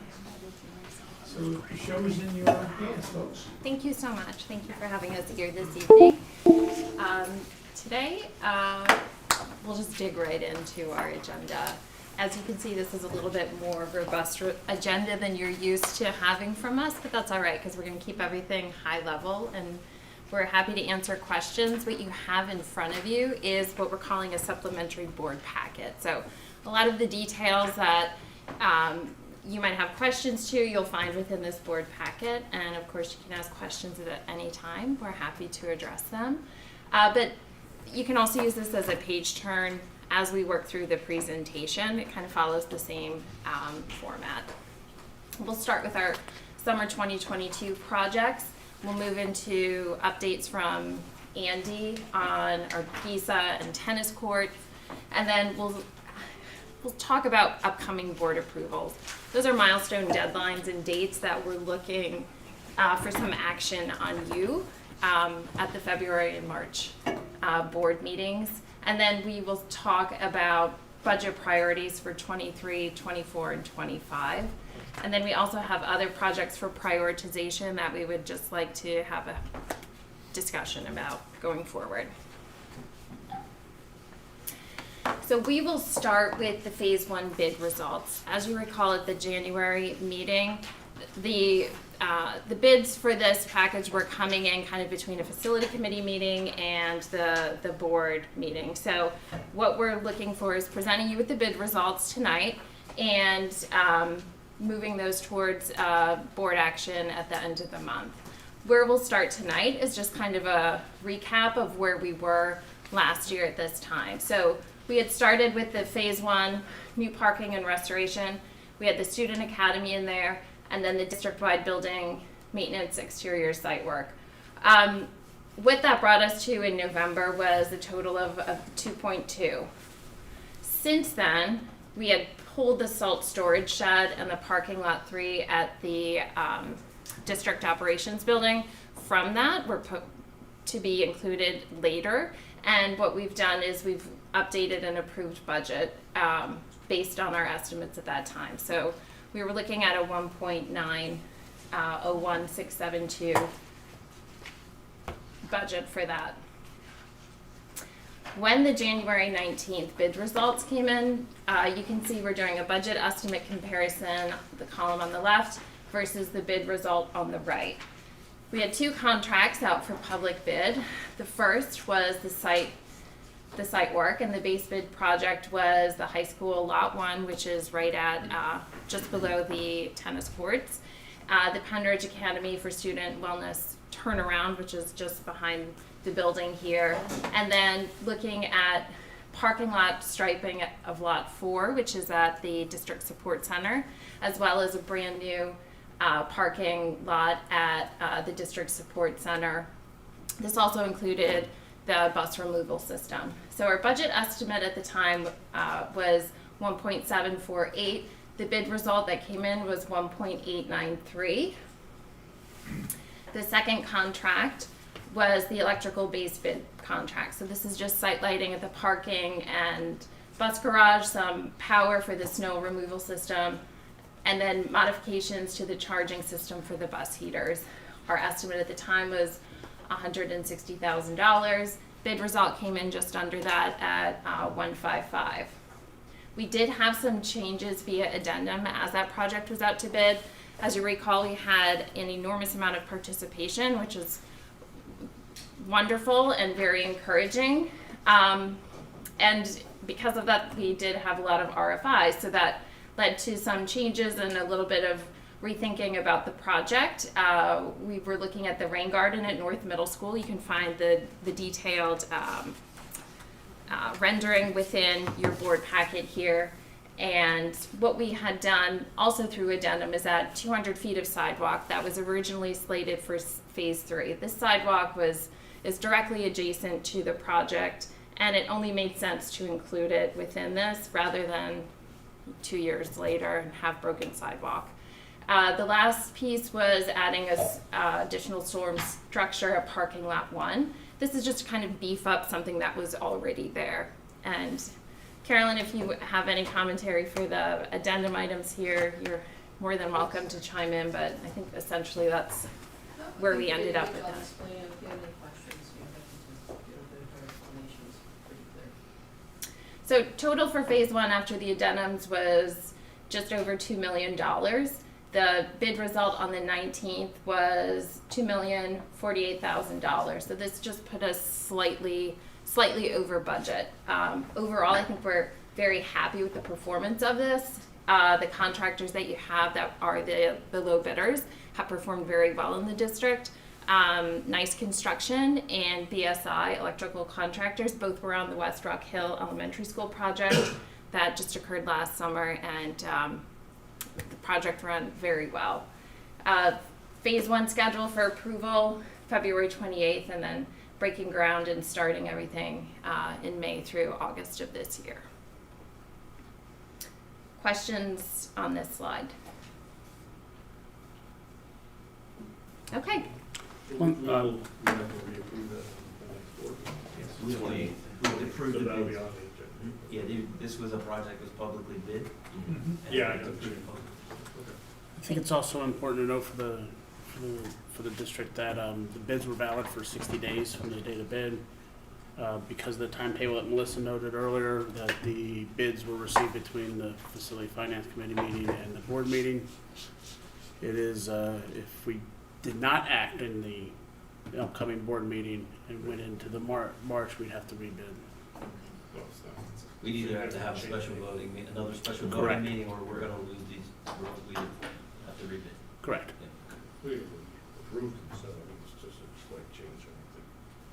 It'll be- Well, we haven't approved the bid yet, we approved it. No, I understand the budget already. Yes. We approved it in We, November, yes, so. we approved the project, we approved them to go out to bid, this is just approving the bid so that they can, Yeah. finish, follow through and sign the contract and get us ready to roll. No problem. Okay. Phase 2 of the Phase 1 project for 2022 is Bedminster Paving and Dibler Elementary School and South Middle School sidewalk replacement. And base bid for this is really just the Bedminster paving project. You can find details within your packet here, but it's just replacing all of the paving at that site with additional walkways. Divler Elementary and South Middle School also have sidewalk replaces. Those are illustrated as well within your packet. There is an add alternate at Bedminster, which would be Colden Place recycling of the bus staging parking lot. This was not originally included in the base bid because it just didn't seem like it needed it, but on closer inspection and after a pavement evaluation, it was noted that it could probably be replaced at this time. Benefit to doing that is it essentially restarts the clock on the conditions of the parking lot and the pavements at this school. So maintenance for that could be a little bit more regular throughout that site. So I think the difference here, correct me if I'm wrong, is that under the base bid, we're gonna get a fix for what's there. Under the alternate, we're gonna get a better fix for what's there that will most likely last us longer than the first fix. But we're, Is that fair? but we're repaving just sections of it, we're not doing the whole. For Bedminster? Yes, so for Bedminster, it is all of the paving and parking lots that is excluding a parking area that's used as bus staging. And so So you're adding to that? yeah, that's what the add alternate is. The add alternate would be if you included the bus staging parking lot, then all of the paving at Bedminster would be new. Okay, that makes more Yeah. sense, if you're doing the whole thing. Yeah. And maybe it's helpful to say, when we first planned for this, it was very minimal changes.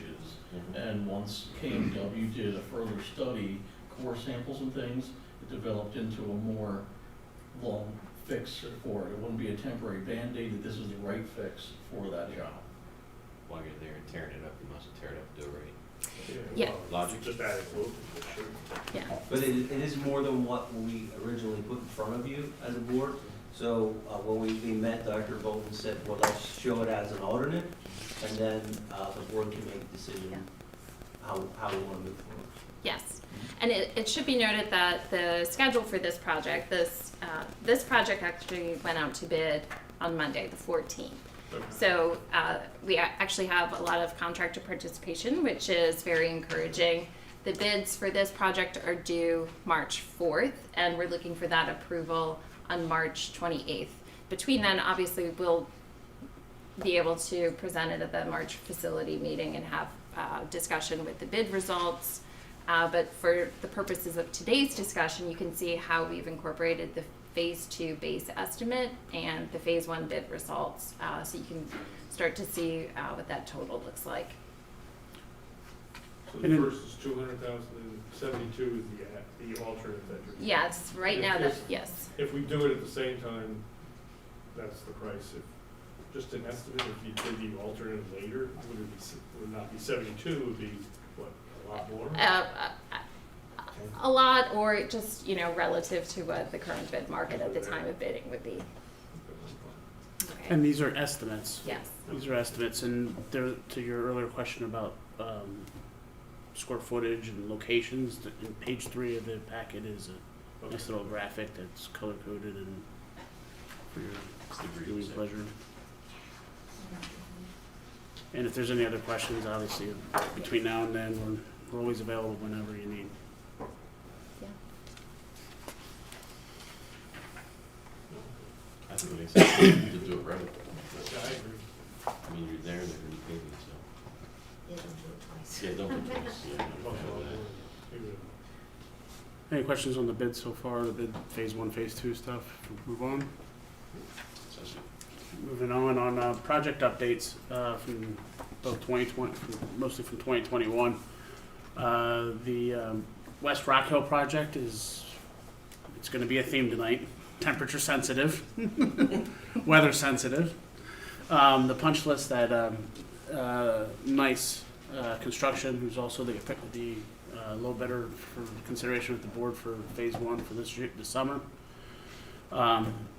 It's all landscaping, so it's weather dependent. At the middle school, moving into the middle school, it's the GISA, it's under the GISA contract. We're still working through Corin and Rekeen, and coordinating that with the district and the staff through Kelly's office.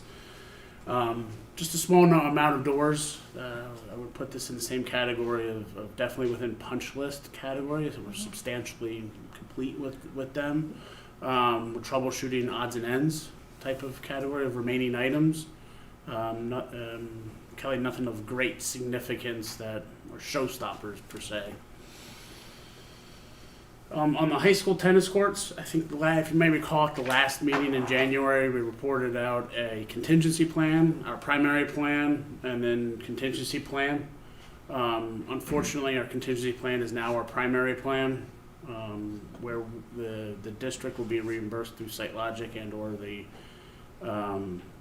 prime contractor Semmel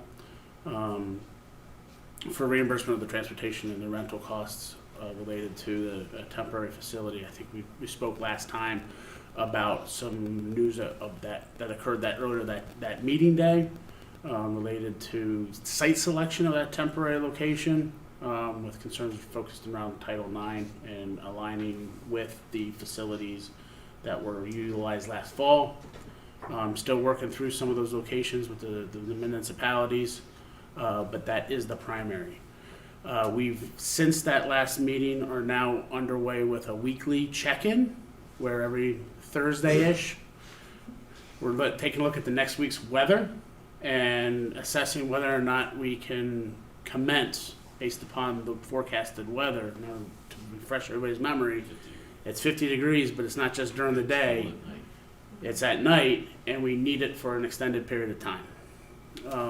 We've recently met with the prime contractor Semmel and have established a work plan, and it's roughly about 2 weeks, but has an opportunity that we could break it up if we have smaller chunks. It's basically half of that, smaller chunks of good weather. So even if we have a Thursday where, hey, next week's going to be great, but the following week's a little shaky, we might be able to pull the trigger and get most of it, the temperature sensitive stuff down, and then drop back. So while the contingency plan is the primary plan now, we're still hopeful that we'll be able to provide at least a partial season on the new tennis courts. That's the plan. Fingers crossed on the weather, and we're prepared to, and so is this prime contractor, the district contractor, Semmel, is prepared to react accordingly based upon the weather report. Any questions on the tennis court? Yeah, I mean, when I first joined the board, we were gonna have this done in August, right? Correct. Right. And we didn't make August, so we lost this fall season. And then, now we're losing the spring season. And the cold would have been an issue back in October to November, so why didn't we know about this earlier? I mean, the execution of this was horrible for many reasons. And I know there were change orders and things like that, but the communication, kids were ready to play, and now they're finding out that it's not going to work again. So, I don't know, just didn't seem like it came together very well. It's not the most stellar project. The change orders were driven by design changes, and those occurred in August, or were identified in August, July. I think it was July 27th-ish, so it's last weekend of July. And they were significant. They required some reworking and removal and reinstallation of the retaining wall and other portions of the project. That pushed the whole project into the fall. If everybody recalls November, the asphalt that is there now was laid the first week of November. You need about 2 weeks of cure time. I remember that Thanksgiving week because the temperature dropped quickly. That Thanksgiving short week. If we were that close, we were that close. When that temperature dropped, it just hasn't recovered. It just has not gotten back up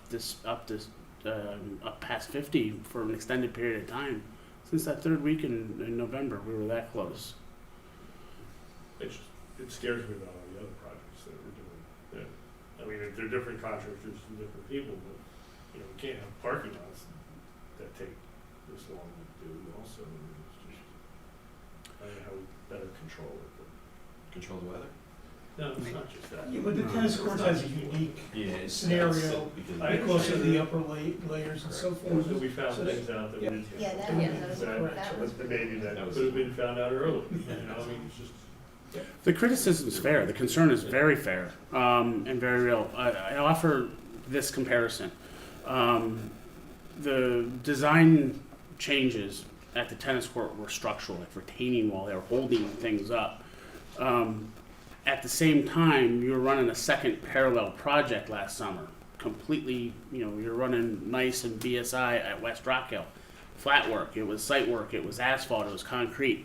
That's what we're talking about this summer. We're talking about that type of stuff, plus digging and putting in some stormwater management retention. So we're a little, we have that successful project that we're trying to replicate in 2022, but the concern is definitely fair.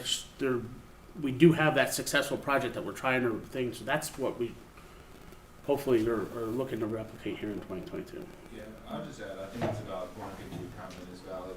I think construction in general right now is nuanced in a way that we've never seen for a lot of reasons, materials availability being one of them, supply chain.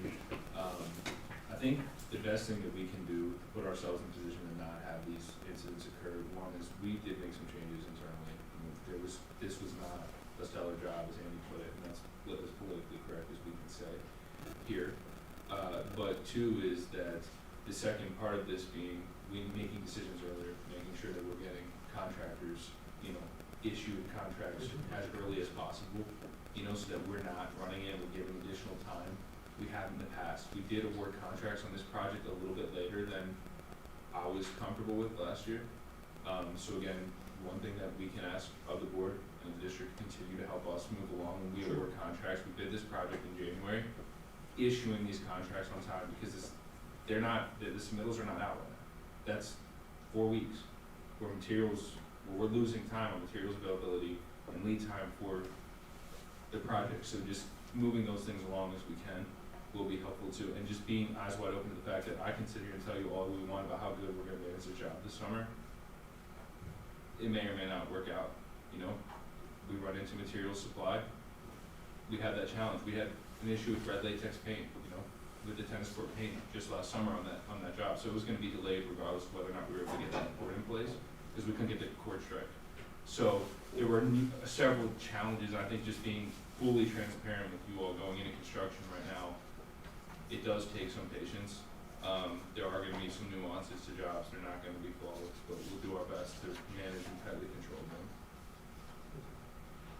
No, I mean, we hear the COVID excuse a lot, and I don't want to be talking about a COVID excuse next year when we delay things. I mean, it's, there's demand, and we understand it, but we have to have contingencies, and maybe we're not putting enough in to say we can do it this time. You also hit unsuitable materials too on site twice, which delayed the project also. It's a There unique was a site. bunch of things that we.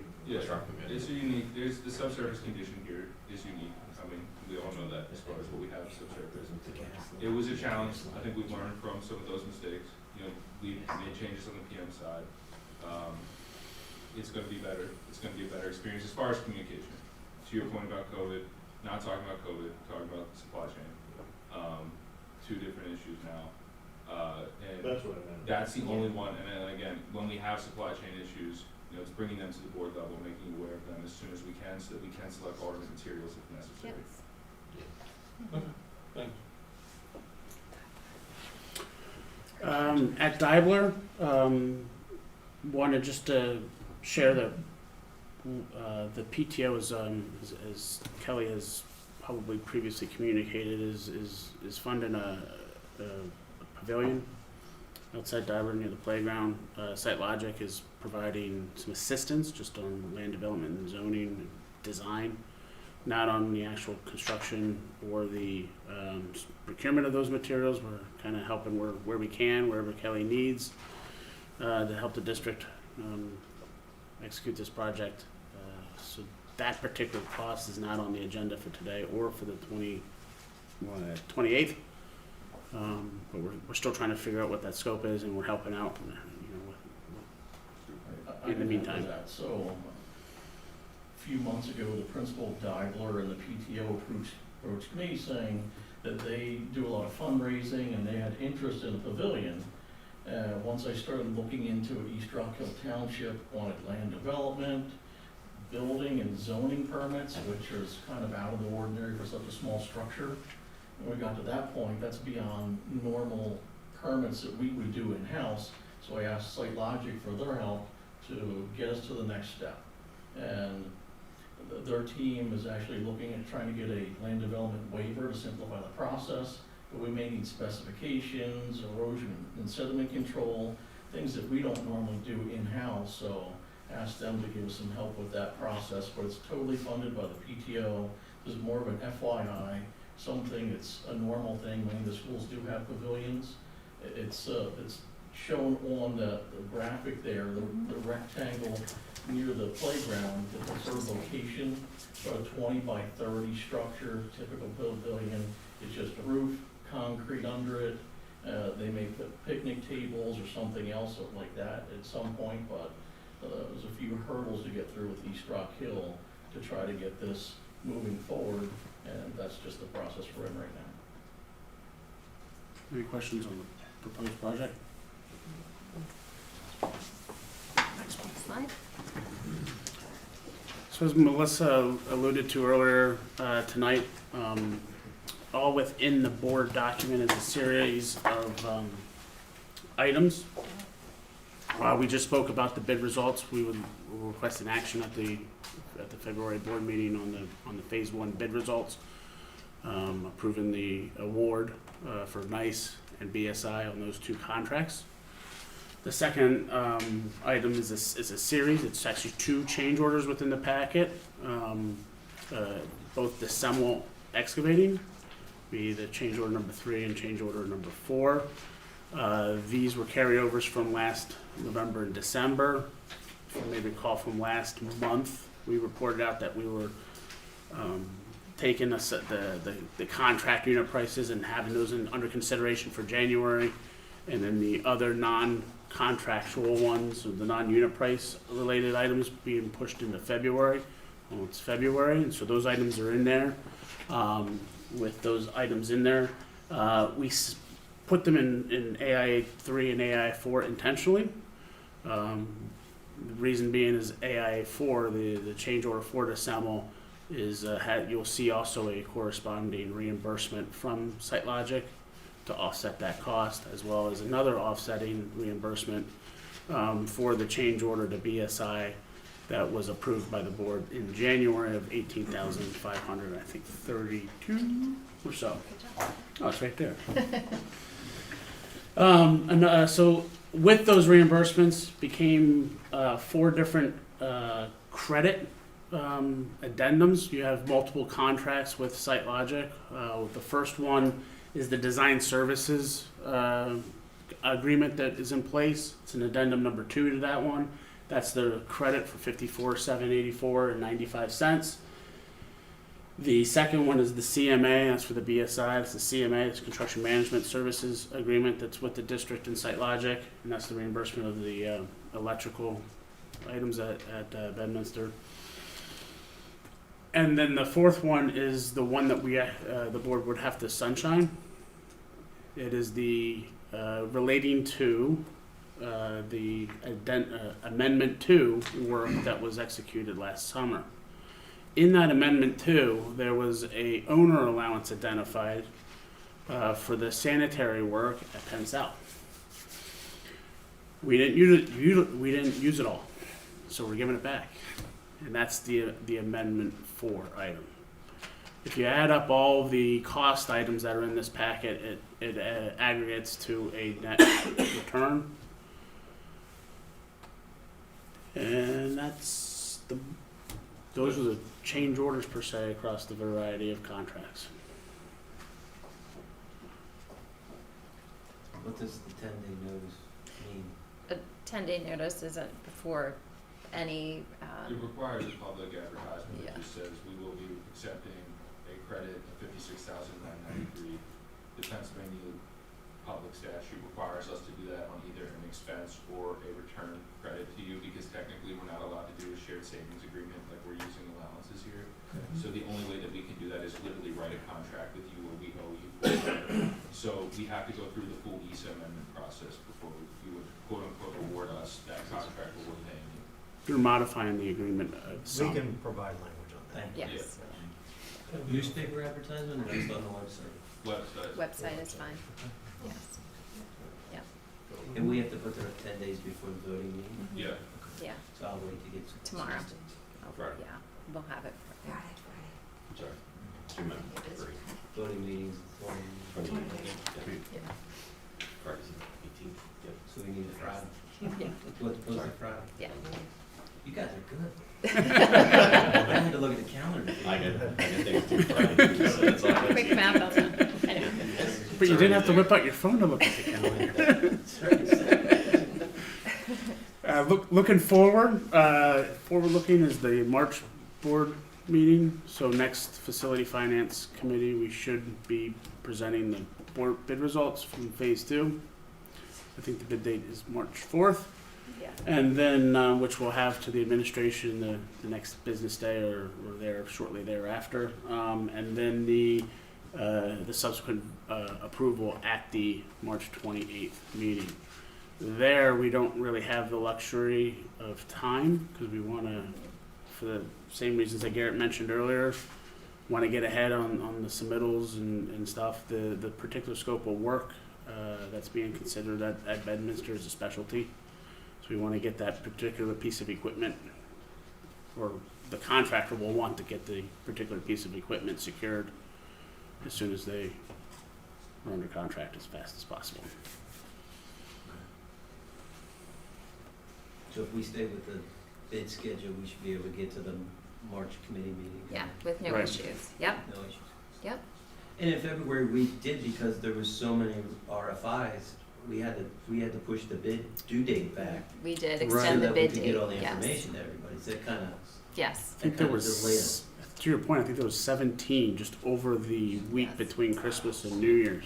yeah, In this particular bid schedule, March 4th, I believe, is a Tuesday, and so we baked in a maybe 2-day cushion. It's not large, of just in case, but we're really hoping because of the simplicity of the scope, it's pretty straightforward, and the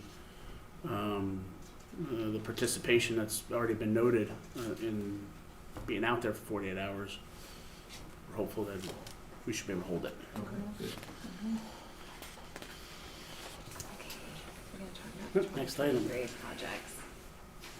You gonna take this or you want me to? Oh yeah, we can do this one too.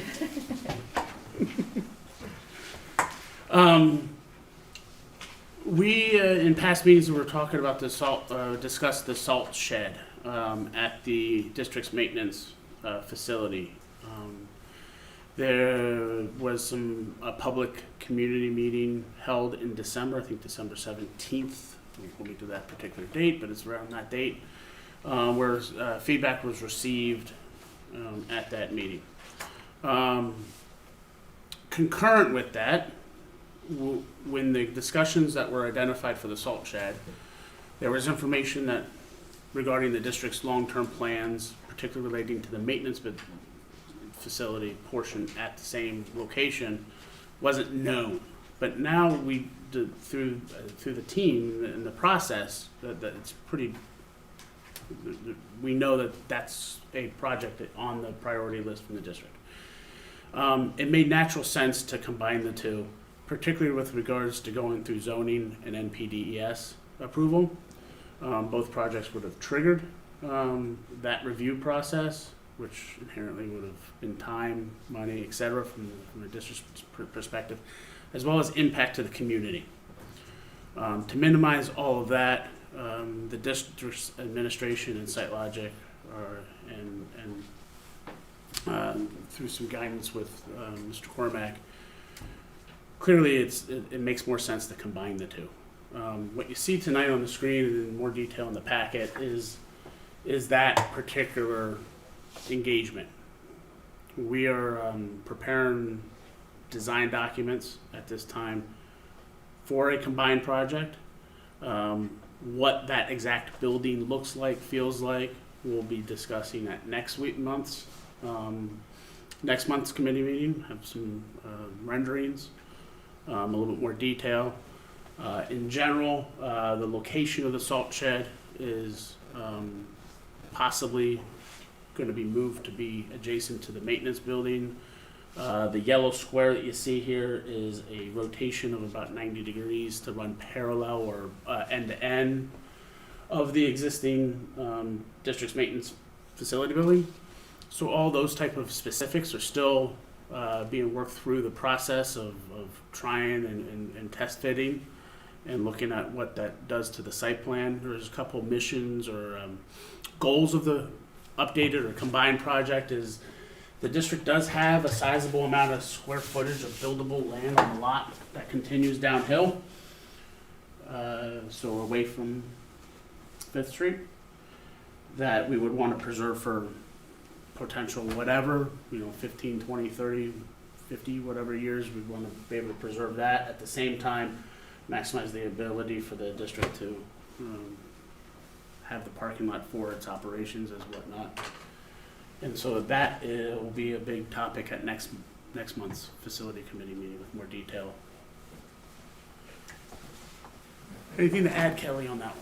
Yeah, let me just add some background. So part of the parking lot that you'll be asked for your approval at the board meeting takes away the pole barn that you see below the tennis courts. That's our current salt storage location for the entire district. That's why we intended to move it across the street. This property is adjacent to the Dunkin' Donuts, if you're not familiar with where that is. So we're moving the salt storage facility there, but also the pole barn serves as storage for the district. So that's really the yellow rectangle is moving that whole salt storage and storage facility across the street. And the planning for us was, since we're demolishing that existing building, to have that rebuilt at the same time. In 2023, we're looking at doing the second structure, and now we're combining it as one project to economy of scale, simplify it, and making better sense out of it for planning purposes. So that's really the reasoning behind that project. When would this new one be done, the shed? Could it not be done this year? Right, so it'll be What the do you do this following winter? summer. What do you do in the winter? So we're gonna have a temporary salt storage area to be identified as part of this project so that we have our salt operation covered. That's my primary concern, to say Sure. we have to have that to salt the district. So we'll have that temporary spot, but then we'll be constructing, once the approvals go through and the board approves the project, we'll do the permanent structure as part of that yellow rectangle area. And then, Mm-hmm. is there any storage requirements for salt, or if you do it temporarily? Is it It's not specifically, but the drier the better. Yeah, I mean, you're right near the pond. Right, so that's, part of this developed from the planning committee meeting. Carolyn and I and others have been to that, and that generated a lot of public concern that there's neighbors adjacent to it. Of course, they didn't necessarily like the appearance of it and wanted to have some input on could it potentially contaminate their wells. And we've gone through design, KW and the Schrader Group have helped us identify ways to make sure that that salt doesn't escape the facility, that it doesn't get into the ground, and we're able to capture it. So we're going through a lot of processes to try to make it as safe as possible and fit into the neighborhood. Sounds like there's a lot of work going on. It's good. From a scheduled timetable, we're hoping to be in a position to go to bid in August, which will mean that we'll want to check in with the board, I believe at the June meeting, because we're meeting in July currently on the schedule. But that way we'll have that as an action item when the school year returns, everybody returns back for the next fall. We intend and we believe we will be able to bid out the project with essentially two scenarios from a schedule standpoint. The project, in all likelihood, will be bidding out prior to approval from either land development, but particularly from NPDES and the DEP. So the two outcomes, and that will drive whether or not you start construction in October or push to start a construction in April. Going in October, the goal there is to get foundations and any of the type of site work done before the ground freezes, and just say it's like November, say it's the short week of Thanksgiving. Say it's the short week of Thanksgiving again, and if we're able to get ahead of that from the ground, that's a significant advantage to the school district, because at that point you can build in the winter. You can do everything very efficiently in the winter if we can get those footings in, or the prime contractor can get the footings in before the ground freezes. If for those type of reasons we don't have the approvals or whatnot, we believe there's an avenue where still making the award in that 60-day bid period will have maybe through an ad alternate or some sort of already preset price. All right, if the schedule gets pushed to April, what is the consequences financially, if any, for a April start, maybe late in March, when the ground starts not only defrosting but not being so wet. It needs to be a little bit more drier. And then, but in either scenario, you're looking at the end of summer finish. I think the administration through Kelly's department, we're looking at roughly a September 30th as an unofficial, unscientific kind of, hey, we want to be fully operational to start receiving salt deliveries. So that's where we're kind of playing in on, both for the temporary salt shed for 2022, but also the permanent structure in 2023. What's the history on why our operations building is kind of separate and apart from the rest of the footprint of the? No idea. Just previously it was a rental property. Before my time here, it was actually of the old Walnut Street where we had rental. And again, prior to my time, the board decided to purchase this property and turn it into the operations building. There's certainly some other spaces that are being utilized. The bus garage is on the same property as the high school, but to have the operations and we have 12 maintenance guys and various equipment, plows, storage, offices, they just didn't fit anywhere else. And sometimes they conflict with each other. I mean, the maintenance crews are coming in about the same time as the bus drivers, and there's a lot of traffic with the buses, the maintenance equipment.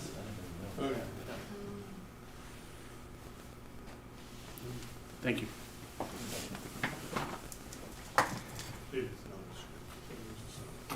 So we started the conversation with the 2023 projects at the operations and maintenance with the salt storage facility. This should look pretty familiar to everyone, and we're just going to revisit it here for a little bit. There's just very high level. This is just a reminder of projects that have already been prioritized for 2023 by the district.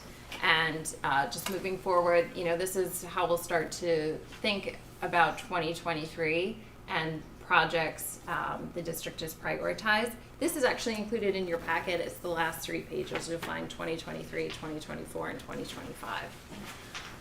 Other projects that we'd like to highlight in 2023 are actually the phase 2 of paving. On the right, I'll just talk about area 3. This is the parking lot at the operations center. So this will occur in conjunction with the project there with the storage facility and the maintenance building. The graphic on the right is showing the major project, which is the creation of a new parking lot at the high school campus. It's right off of Blooming Glen Road. And you can see it's in your packet, but it's also there, the dark gray. And then also repaving and addressing the areas 1 and 2. So area 1 is the main drive, and that will be removed and replaced. There's also a little bit of sidewalks. There's a couple crosswalks that we'll be highlighting there. And then area 2 is the travel lanes and the student parking that will get restriping and pavement replacement. Did I miss anything, Carolyn? Oh, that's it. Okay. So the main one is repaving, the main entrance? Yes. And then there's the new parking lot, I see that. That's the great. What's the the shape, the. The hatching, there's Hatching. different Yeah, hatching. there's different. Yeah, parking- to- I can yeah, explain it. In the yeah. parking spaces themselves, that's mill and overlay. And then in the travel lanes of the parking lot, that's Colton Place recycling. Do you Oh, want- So it's just Yeah. different The whole hash lot. patterns. Yeah, so it's different levels that they're addressing the Yeah, so various basically the whole conditions of lot the parking. Will look brand new when it's. The part you did, Yeah. Yeah. Is there a understanding from the board as far as mill and overlay versus Colton Place recycling, like what we mean when we say that, or should we explain that for I do. I understand mill and overlay, but the Colton Place. recycling? Can we talk about that? Sure, mill and overlay is when they come in, then they use the milling machine to take off, the top, each and have 2 inches of the asphalt, and they'll overlay with new. And then the Colton Place recycling is sort of in between milling and overlay and complete removal and replacement. What they do is they bring in a, kind of a recycling machine, and they're kind of, recycling it in place. So it kind of comes in and crunches up the top, say 3 to 6 inches, and, crunches it up, pulverizes it, and then recompacts it. And then you put an overlay on top of that. So it's cold in place recycling, so you're doing it without heat, and you're kind of, milling and recycling it in place, as you go. Yeah, so it's a kind of a way of getting like a new looking parking lot without doing, complete removal and replacement. Right. and So we're not then in the landfilling all areas that are material. hatched, We're not landfilling all that material, they're truly recycling what's there, which is. yeah, so you just keep it right, it's recycled in place. And now for the lot area 3, you see that's remove and replace. Okay, so there's 3 kinds of paving that we're doing, just mill and overlay, yeah, that's remove and replace, because that parking lot is just not in great shape, and also too, what we're doing is we're planning for the eventual heavier traffic it's gonna get because of the, triaxles of the with the salt trucks and things of that nature, but that parking lot was just really not designed for the kind of traffic that it's going to get. So again, that's a remove and replace, and again, in the high school parking lot, the most amount of work would be the Colton Place recycling, so. And the Colton Place recycling, I mentioned earlier about the phase 2 for this summer, about wanting to act in that March meeting for the purpose of a specialty equipment. It's that piece of equipment. It's what we're doing at Bedminster this summer. Why? From it's a cost as well as a nature or Environmental. Very environmental, yeah. Being green. Right, it's not as expensive, despite it being a specialized equipment, it's not as expensive as a full depth replacement, because you're just frankly not bringing in that type of stuff. You're really also insulating yourself from market conditions on asphalt, particularly with oil. It drives a lot on asphalt, so by doing and utilizing what you have, you're really able to be more predictable on cost of basis per square yard or cubic yard or ton per se. And so there's a lot of advantages to it, despite the word specialized equipment being scary for construction projects. There's a lot of advantages to it, and that's why you're seeing more use of it, particularly. Any difference in lifespan? Carolyn, you wanna? That's a really good question. You may not get as long of a lifespan, say you get, maybe 15, 20 years on a brand new, you'll get a similar, but it may not be as long, but it's not as expensive to do. So it's a good kind of intermediate one. But you'll get much longer life out of it than just a mill and overlay. So just with the conditions with it right now, that just, from a kind of a good balance with cost and effectiveness, that we find that really works well. We've actually used that a lot, with tennis courts as well. We actually asked that same question when they proposed it. It wasn't something I was familiar with. So they actually gave us references. I called several townships, municipalities that are using that same process. And they say that it's just as good as the others, and it's suited to the conditions. So they did core samples and studies and said, what's the right fix for the various areas?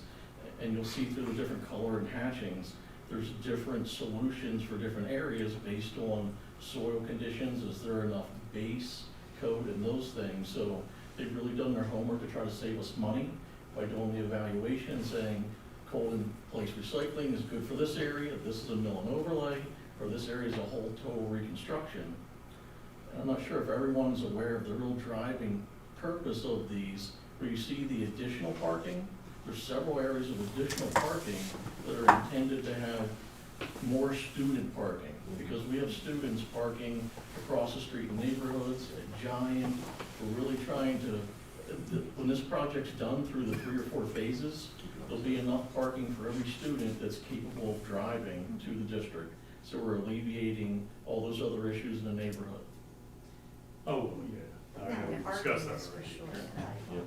And one other thing I wanted to mention with, you know, the mill and overlay or the cold place recycling, the good news is that the existing curbs and sidewalks are going to stay in place. Beautiful thing. It sounds like a learning opportunity. I'm thinking like a, It's you know, kind of for a fascinating everybody, thing. yeah, for our kids Yeah, out there. it is, and I think with the environmental concerns that the neighbors have raised, there are things that we're doing on this project on your campus to be environmentally friendly. We're using different technologies, bringing to the site, both from a cost efficiency standpoint, but also reducing, you know, it's not a heated process. We're reducing the amount of petroleum products, all those things when we can do this as well.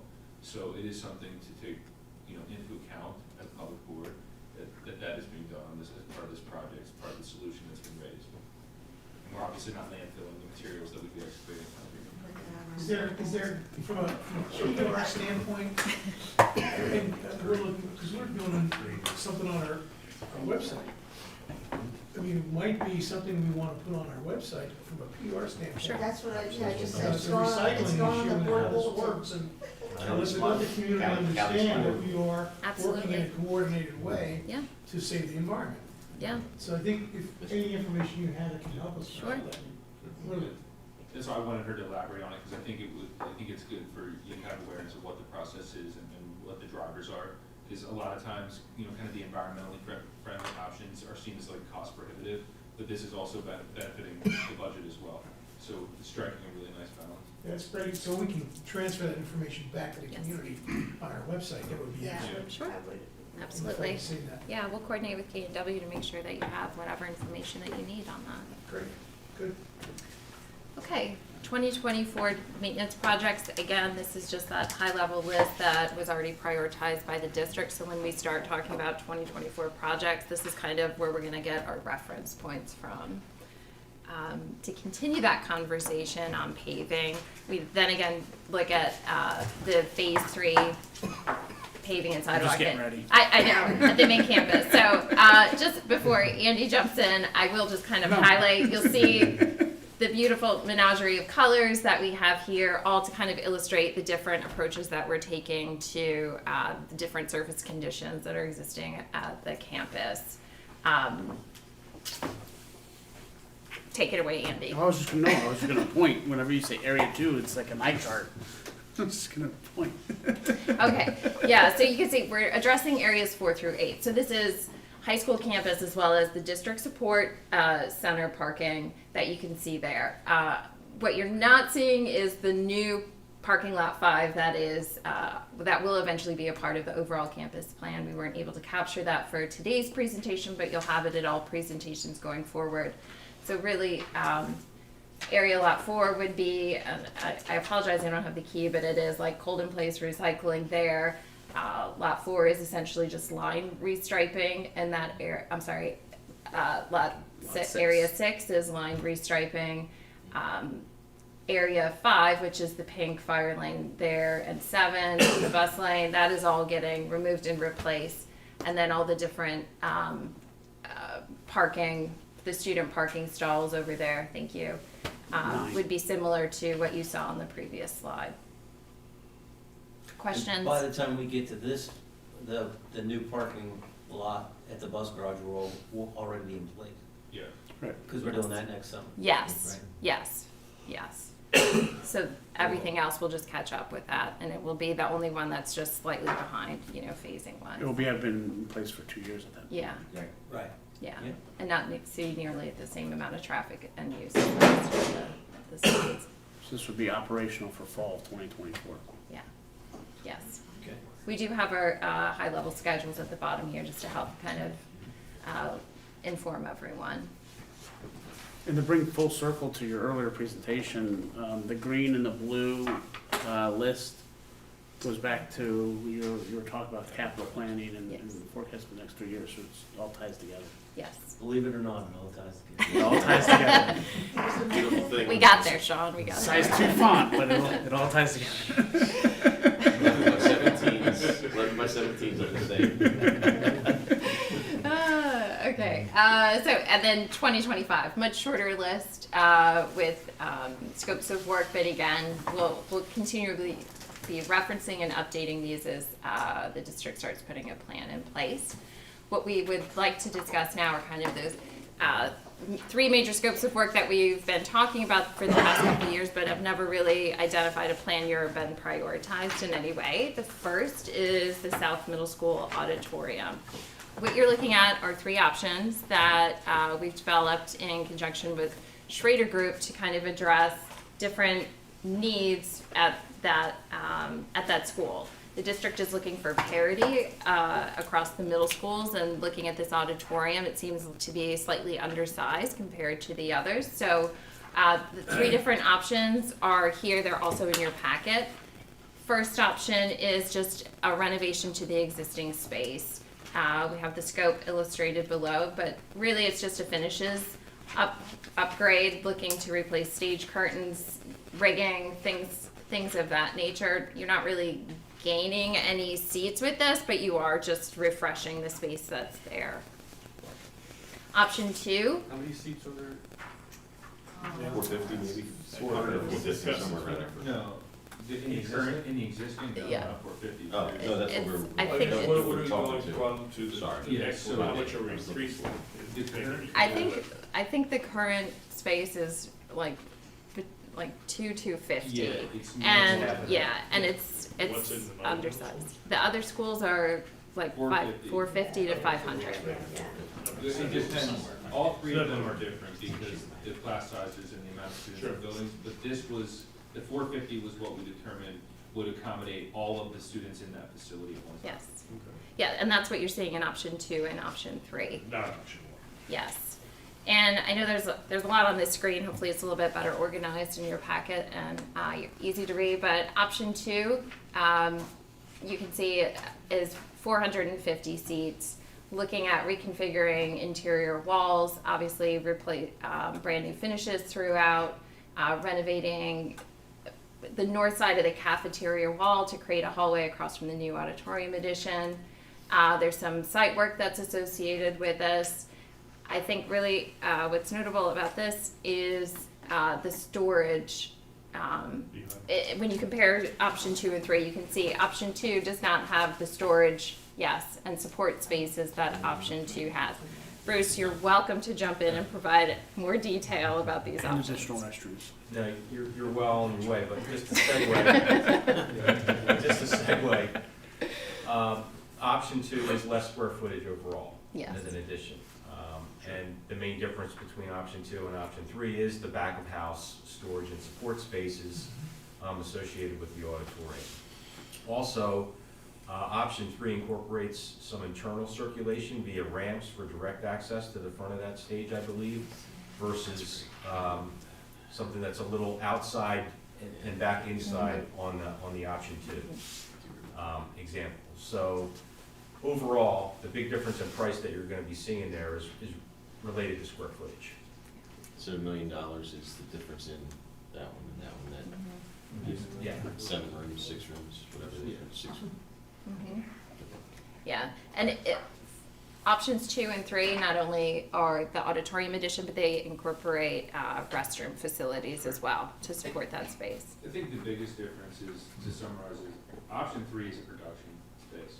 You know, it's more geared towards if we're doing musical theater productions at the middle school level in that space, you're gonna have the room that you need to accommodate that, whether it's stage materials, clothing, all that stuff that supports the production, as well as the back house. I mean, you see there's additional space behind the seating there. You have additional clearance and runway for lighting technology, other technologies, rigging technologies, and then the ramp access as well makes it more accessible if it's gonna be more of a production theater. If the goal is to kind of just say, hey, we want to have a large group space where we can bring everybody together, I'm accommodating maybe 1 or 2 musical or theatrical productions a year, my middle school musical program, and maybe the main one is at another facility, If all we're trying to do is increase that capacity or provide that capacity, option 2 is that baseline option. So I would kind of think of it like that. It's really gonna be driven, the decision should be driven by what you plan to do with the space. What are the other spaces? Do they have a lot of storage, or do they have, what are we? They're more similar to option 3. They are. They are. Yeah, and should note, this is not in any of the budget pages you saw through 2025. This is for future consideration. Obviously, Schrader, SiteLogic have done a lot of schematic design for your consideration to show you what it would look like. We can still tweak it. The principal's seen it, and the administration has seen it. These are just concept drawings to say, is this something you want to do in the future, and how do we fit it into the budget? There's other parts of the conversation. What do we do with the existing auditorium? And there's some other reconfigurations within the building, what to think about, but this is the primary driver, that they don't have it, and the other 2 middle schools do have this experience where South does not. And so there's 2 conversations that if we were to move forward, if you are thinking about this type of space, this type of addition, what it allows us to do then is it does free up space with the existing auditorium that's currently there to, refit that space, to reprioritize that from a curriculum standpoint or for additional administrative offices, because there's a couple space needs at South in addition to just the auditorium that we've talking with Dr. Bolton and the programming side that we could facilitate in that existing space. And then the second part of that would be the kitchen. So as far as the kitchen conversation at South, does the kitchen, is that gonna support productions? Is that gonna support concessions for a musical and theatrical space? Those are the 2 things that you need to keep in mind as we make decisions on those 2 parts, that they will impact any middle school addition or auditorium addition. And then the timing of the kitchen Yeah.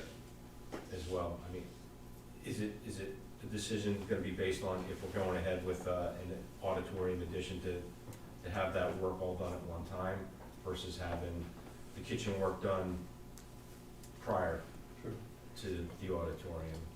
So there's an economy of means, obviously, by having that work all done at one time. The kitchen's on this. When's the kitchen? Kitchen's planned for 23. Yeah. There was a bigger So need. we should be making a decision on this before we. Not necessarily. The kitchen is a more of an urgent need. No, I understand. Has to be done. So they could be done separately. Yes. What Bruce is saying is that Yeah, it'll be economy of checked. scale, things like that, Yeah. there would be a potential benefit to do them at the same time. But we might not be ready in 23 to do a project like this, No. but we know we need to get the kitchen done.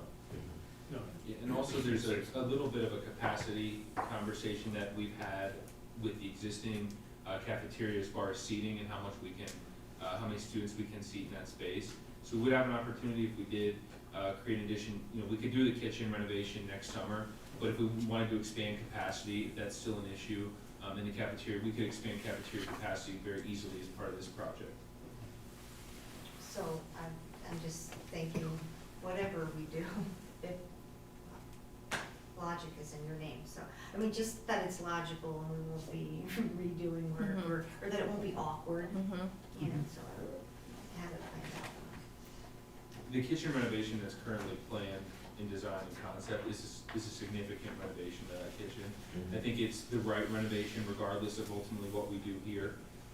So I don't know that I would make recommendations to the kitchen layout itself as far as the prep kitchen. The bigger question would be, do we have enough capacity to seat the amount of students that we want? Are we serving the number of students? Do we have additional serving periods at South as opposed to Central and North because we can't accommodate all those students at one time? That's where I'd say, in this conversation, we might look at being able to easily expand that square footage just because of the location of the addition itself. So the kitchen would be right-sized Yeah. for Yeah. Right-sized or next later. summer. Yes. It's the That's what seating I'm- capacity this is is what the I'm difference trying to- of what we're talking yeah, about later. say it Sorry, right just now, came out. Yeah. If we're pretty sure we're gonna do the expansion, then we should, next summer, we should make sure we allot for that. Correct. Yeah. Yep. We haven't decided on who makes that decision. Sean does. We It's not in the budget. That's like a bigger question. How do you pay for that 3 or 4 years? Sean does. There goes the air.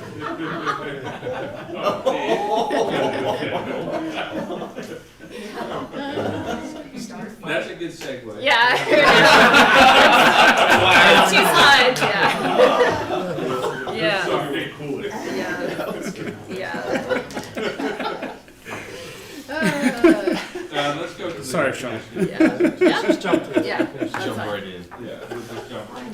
Yeah, so, a while back, SiteLogic was asked to look at the possibility of putting air conditioning in the elementary buildings. At that time, we went through a multitude of options. We did several presentations on pros and cons of the various options that we could use. We really settled on two options. One was full air conditioning via a 4-pipe system. The advantages of that is you could fully utilize the building through the hottest days of the summer, no problems. Good system, very reliable, a lot of longevity. A lower cost option that we brought to the table was a dedicated outside air system. Doesn't have the same air conditioning capacity as a 4-pipe system. However, in the shoulder months, it can do a very nice job of providing comfort and improving the conditions significantly over what you have, especially in terms of both temperature and humidity control. Because comfort's a function not only of temperature but also of humidity. The dedicated outside air system does a very good job of controlling humidity, and therefore, even if it couldn't get you down to 72 degrees or 74 degrees, it's still going to feel very comfortable in that space because of the humidity control. So we landed on those two options, and it's pretty much sat there for quite some time. This past fall, a vendor was brought to us that brought another option, a VRF, a variable refrigerant system. It says VRV, but it's actually VRF system, to the table, and at a very desirable price point. Honestly, we were skeptical at SiteLogic about whether they could or could not actually deliver this system at the price point that they had said, but we were tasked to vet them out, which we did. We brought them into our offices. We vetted out their design, their ability, actually received a proposal from them. The price went up a little bit on that proposal from what they originally had said, but they committed in writing that they could deliver this system at that price point. Fast forward to just a little over a week ago, we got a call from the owner of that business, said that salesperson no longer works for us, and that proposal you got is no longer valid. And not only is it not valid, we cannot do that for anywhere near the price he quoted you. In addition to that, we can also not do 3 buildings in one summer, we can do 1. And Wow. to top it off, you're not even in our service area, so we can't even work at Penridge. So that's where that landed. So we did talk about that option way back when. We had actually ruled it out on price and some of the functionality of it, and the fact that it's not heavily utilized in Pennsylvania. Now, we did come up and we did find an installation in Western PA, a district that is utilizing the system. I think, Kelly, did you actually speak to the people? I spoke to a few of them, yes. Mm-hmm. So we did the research. We did, I think, as much homework as we could with what we had. But here we are now. We don't have a price From that vendor. on that system. On You that know, system. there's- Are there other people who make that system? Yeah, There are. But we're not in a position tonight to commit to Oh. a number. We're So still we getting chose, information. elected not to throw a number at the board tonight. I have a number in my head, I have an idea of where that's gonna be, but just based off of what we need to price out and really truly vet installers and manufacturers, just not comfortable with that tonight, definitely in March. But this is where we're at. It's What like was the system, the last board meeting, somebody reported it was primarily used in the south? Do you have? That's That's the DRS. that's the system we're referring There you to. go. This is the configuration of the system. These boxes with the red under them are what we call cassette boxes. They sit in the classroom. Under the design we had, there would be 2 of those per classroom. The units up on the roof are condenser units, like oversized. You can buy them for your home. Right, it's Yes. like an Yeah. oversized Split. home unit, but yes, you can buy a very similar system, we call it a ductless split system for your home. This is a little bit more sophisticated than your home system in that it can vary the refrigerant flow, hence the name, variable refrigerant. But it's not substantially different than what you're referring to. It can provide heat as well, it is a heat pump system, but not enough heat up here. The reason it gets used in the south a lot is because it's both a heating and air conditioning system, and so there's an economy there. But up here, it can't provide enough heat in our winters to fully heat the buildings. So But we have heat already, right? you have a heating system that They wear jackets. Heavy jackets. And you do that. Wait, me too, right? And I will just clarify, for VRV, VRF, you're seeing it, they're used interchangeably. VRV is actually just a proprietary term that Daikin as a manufacturer uses for this system. VRF is the more technical system for, you know, a variable refrigerant flow.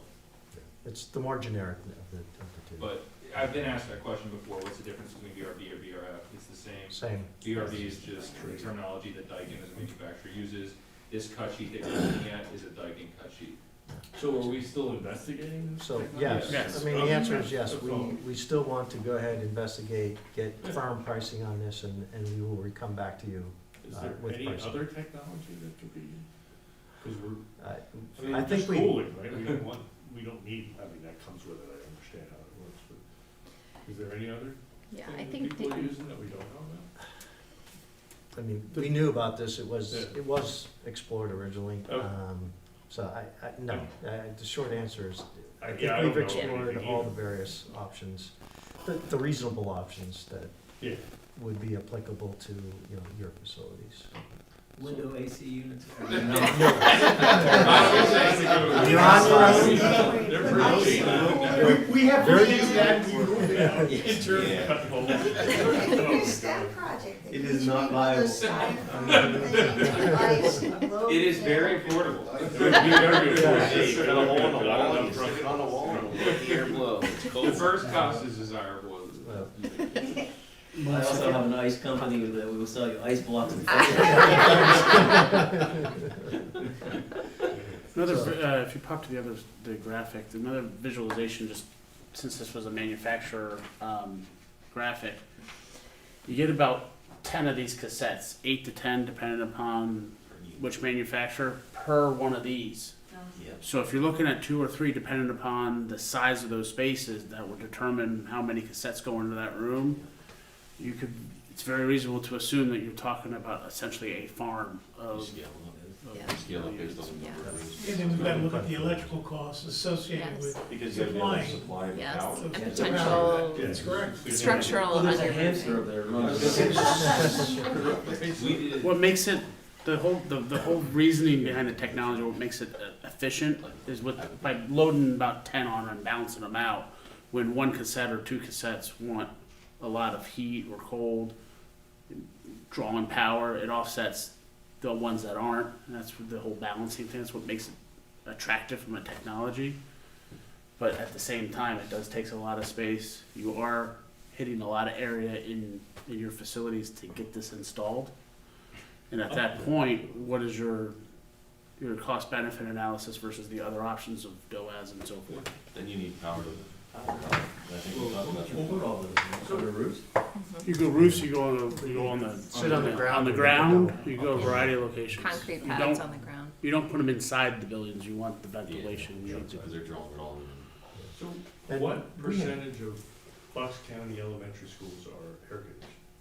Do we know that? I mean, I'm looking at the whole area. I mean, we think we should do it, but is everybody else air conditioned, or are we the only ones, or I are survived we Bucks the? County without air conditioning. That's what I mean, cause we look, I mean, I didn't go to school, we didn't have air I conditioning. never had air conditioning. I don't know if we have statistics, but I can tell you Central Bucks, which is I'm gonna say a more wealthier school district, not all of their elementary schools are air conditioned. That's And important.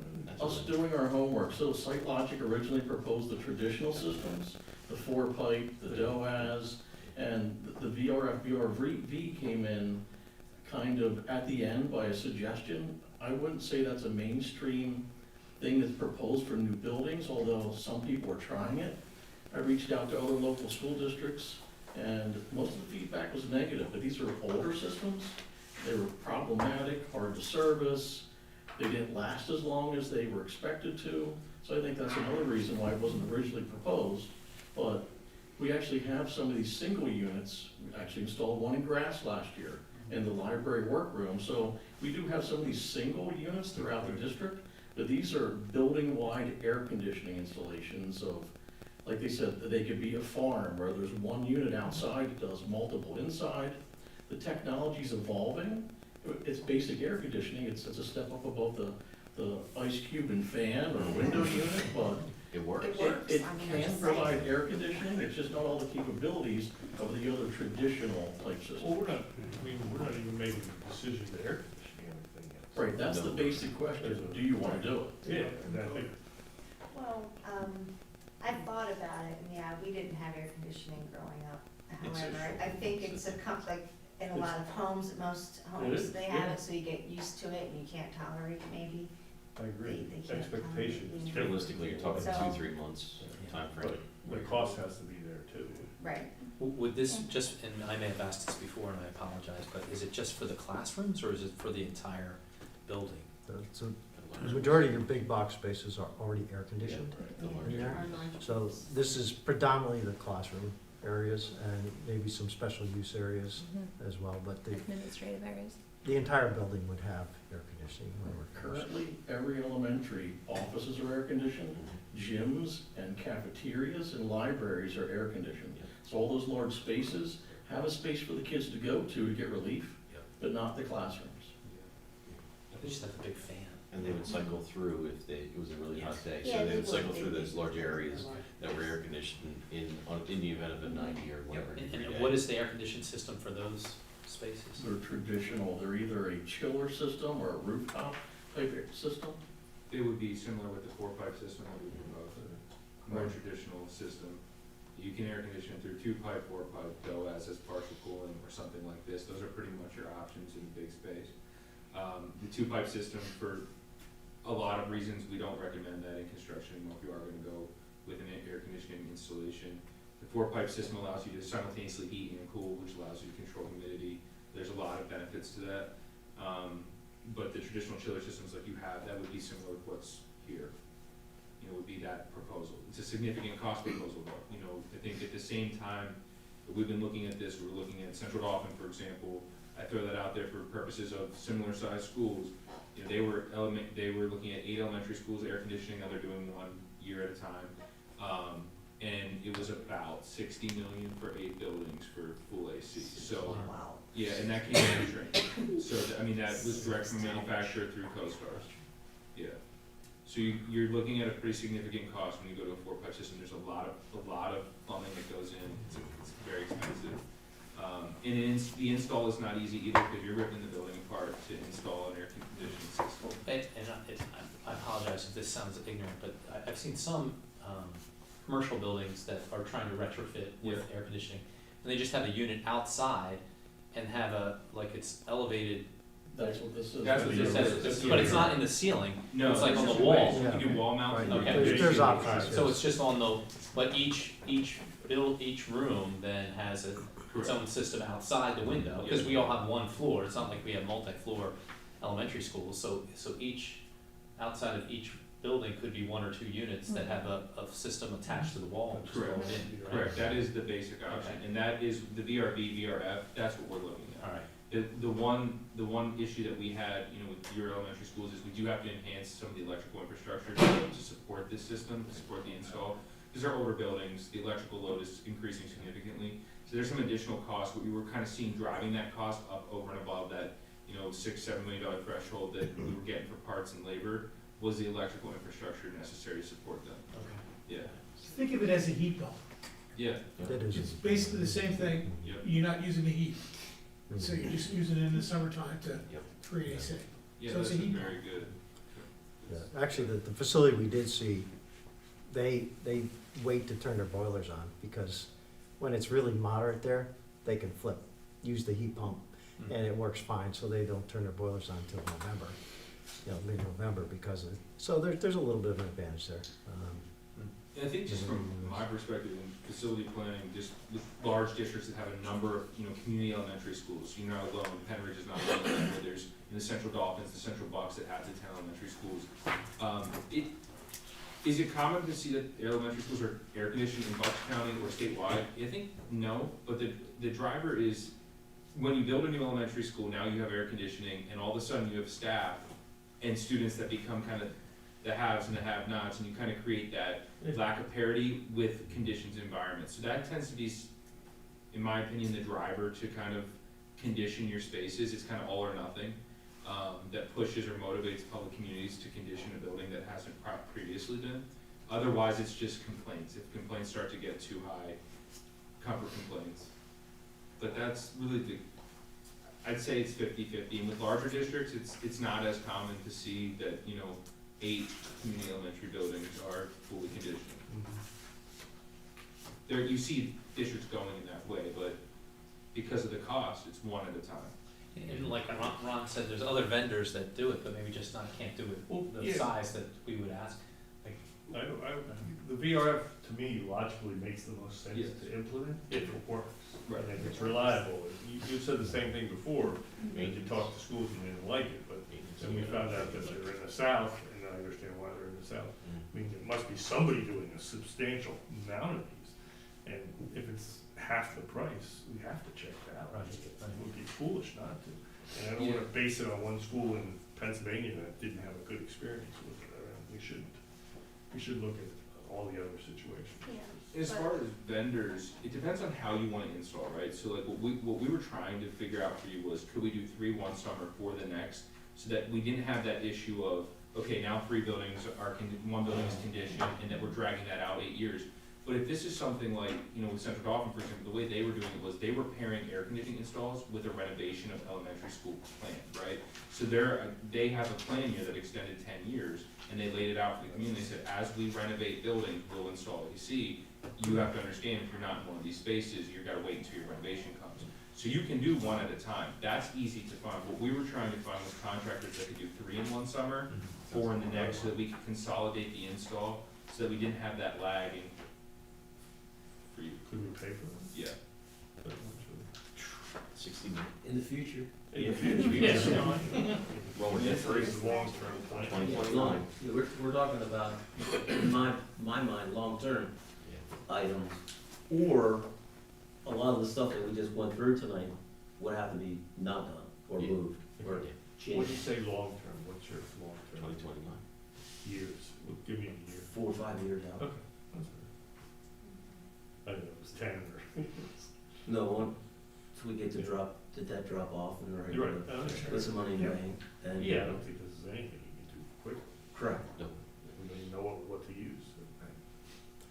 So we will come back with Yeah. pricing, Yeah, if there's some. on the VRF system. Somebody would be doing a lot of these systems, I would think.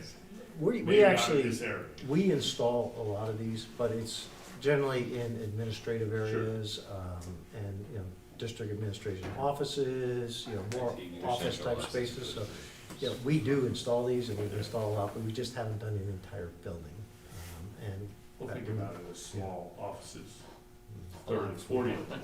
And we're comfortable with it, obviously, with the install. It's gotta be whether or not your facilities department is comfortable with it, and if you are comfortable with it. Because I mean, it's hard for us to sit here and say, hey, yeah, this is gonna be a perfect system for you. All systems have pluses and minuses, and there might be one that's more significant to you than it is to me. So I might make a recommendation for this system, or reference might, and you're gonna find that one downside being, hey, I've gotta change coils every 6 months. I didn't have a facilities team to do that.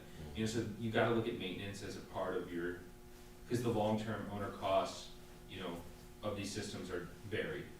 And it's much more easy for, you know, a smaller facilities department with a lot of square footage to operate a 4-pipe system, so that tends to be the benefit too, is they last a little longer, they require less maintenance, more controllability.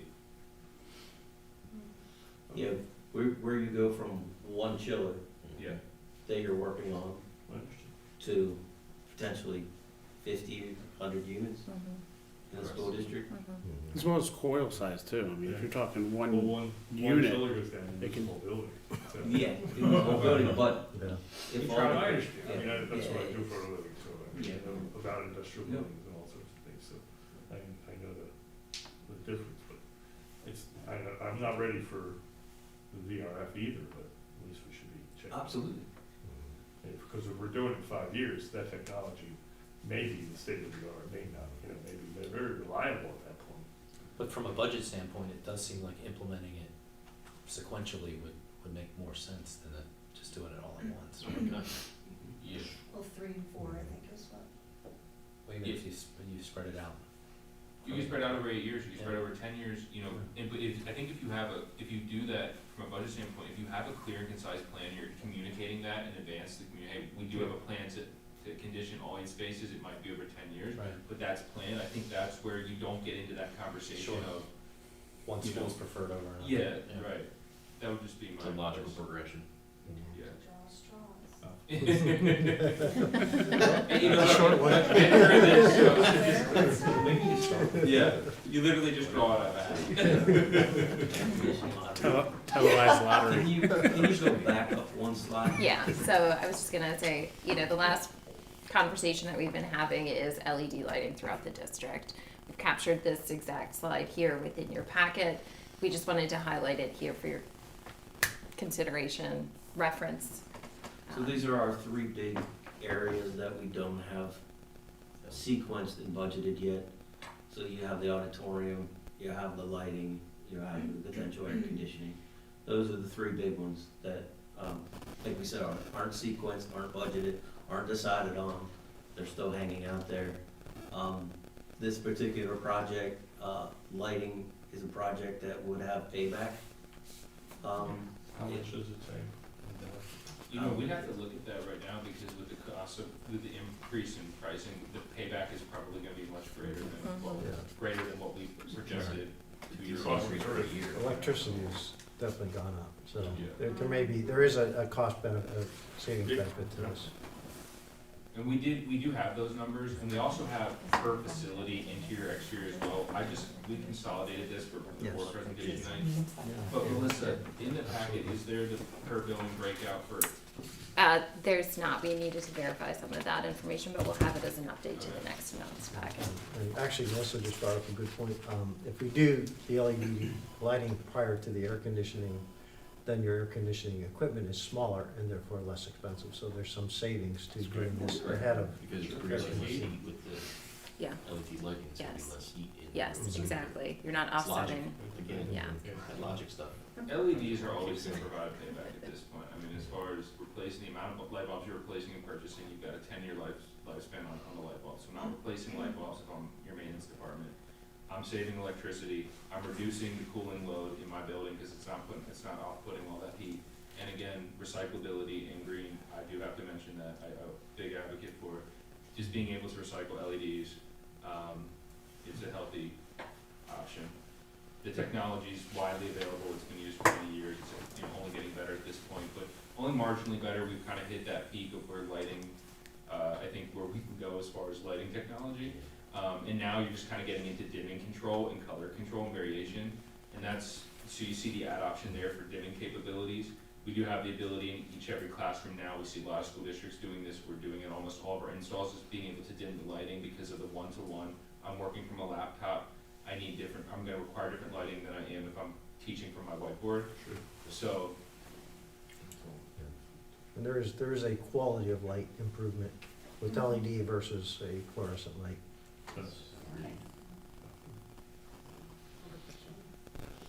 So that's all food for future thought. Yes. Yes, future thoughts. Future thoughts. I have 3 thoughts. That's it. Any questions? Quick, close the laptop. Yeah. Yeah. Thank you. Yes, Thank you. yes. Yeah, Thank you thank so you, much. appreciate all the Absolutely. information. Yeah, please don't hesitate to reach out to us for additional information, follow-up questions. Can be filtered through Sean or Kelly to us, and we're happy to respond.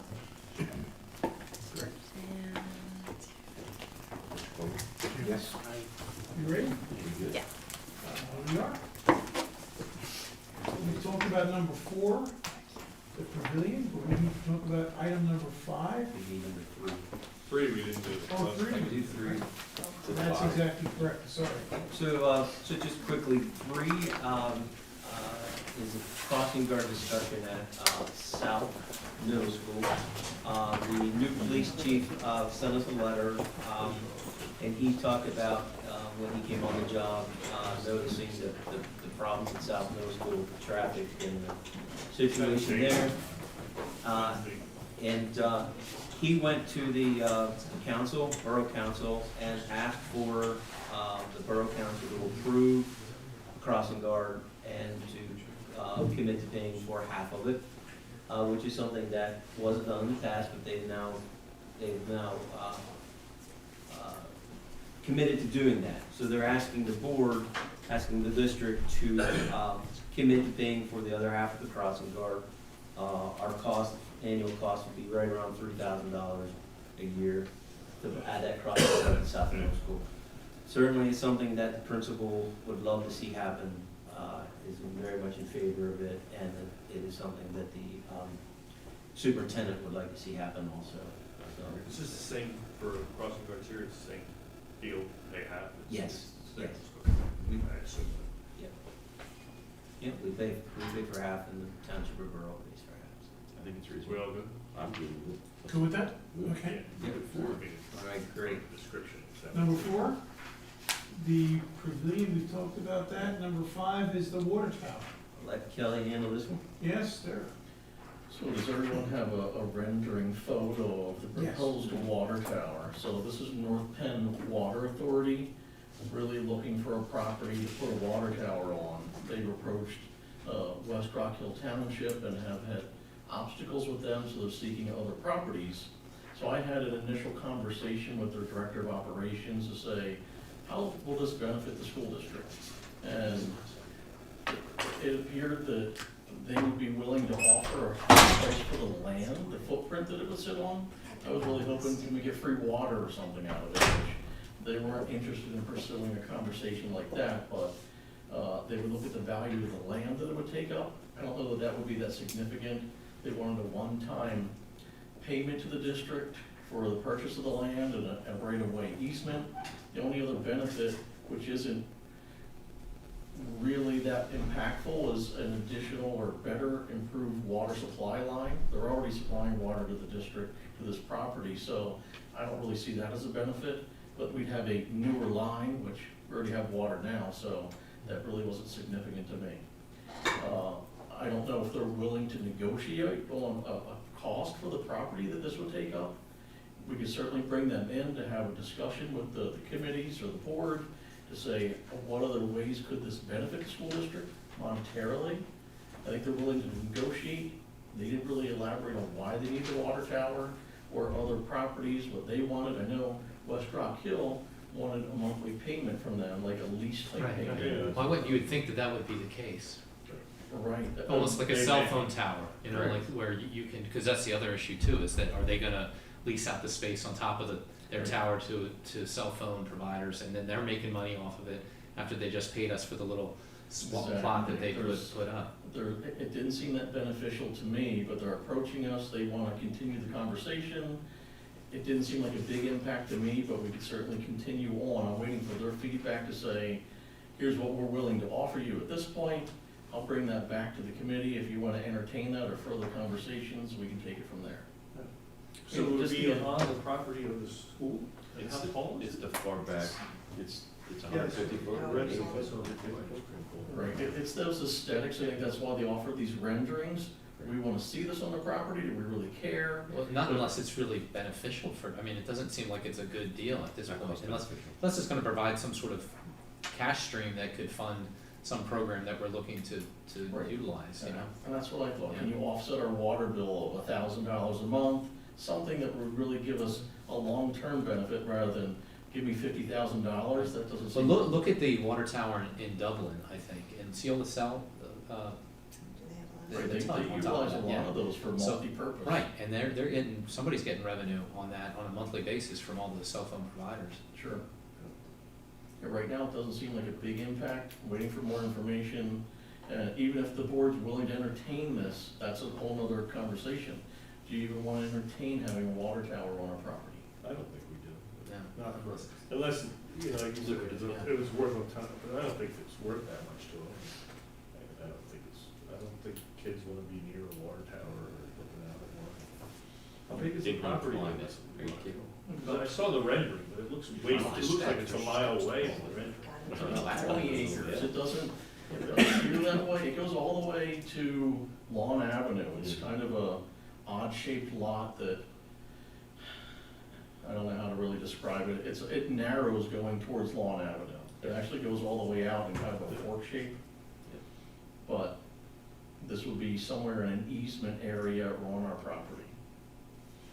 I would say we wanna look at it so long as we can get some beneficial needs Big out of blow, it. it'd have to be significant. Yeah, I mean, I think the neighbors would be, Did- not like in either, Well, that's it. It's, I think it also, I think, what was I gonna say, as far as, where the location of the run would be, as far as, since we just did paving, there, they'd have to go under the paving and stuff like that, there was, how they went around the building. Right, so there's some other things that they weren't really clear on. The Washington Avenue in front of the school, apparently the township is going to install some new water lines in conjunction with North Penn and repave that. They're looking to do this water tower at the same time and have some junction there. Again, I don't see significant benefit to us because we already have water. Our water feed comes from Grandview, which, do we really care where it comes from? I don't think so. I agree too. Seems odd.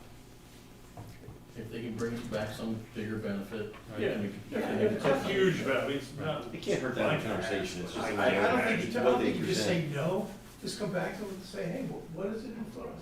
I would say, Yeah, do that. can we paint it green and have a big P on it for Penn Ridge? Yeah, I want to There you ramp go. on I mean, I want a ram head on one side and a P on the other side, Penn crowd. but that would be kind of.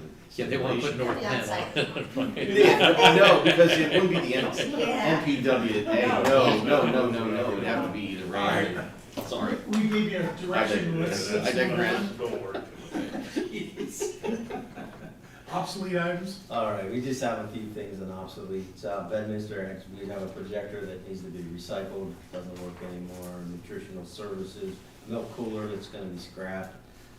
Technology department, a number of different things there, some iPads for recycling, There's a lot laptops. of those. Yes, 280, it was 280 laptops. They're old. They're old, so that was the only question. yep, yep. Laptops, projectors, and some monitors, so get rid of the old stuff. And then West Rock Hill, we have it listed on the West Rock Hill, but student desks that are ready to go. Okay. So, Thank you, sir. No public comment. Our next scheduled meeting is March 14th. So on the public comment sheet, the Site Logic guys signed up, but I'm just. Correct. No, I need to yes. keep that. They just- It's not. So they should sign in. Exactly, they thought it was a sign in. They Well, I told them, They don't live in the- prepare Yeah, something, you sign it up. on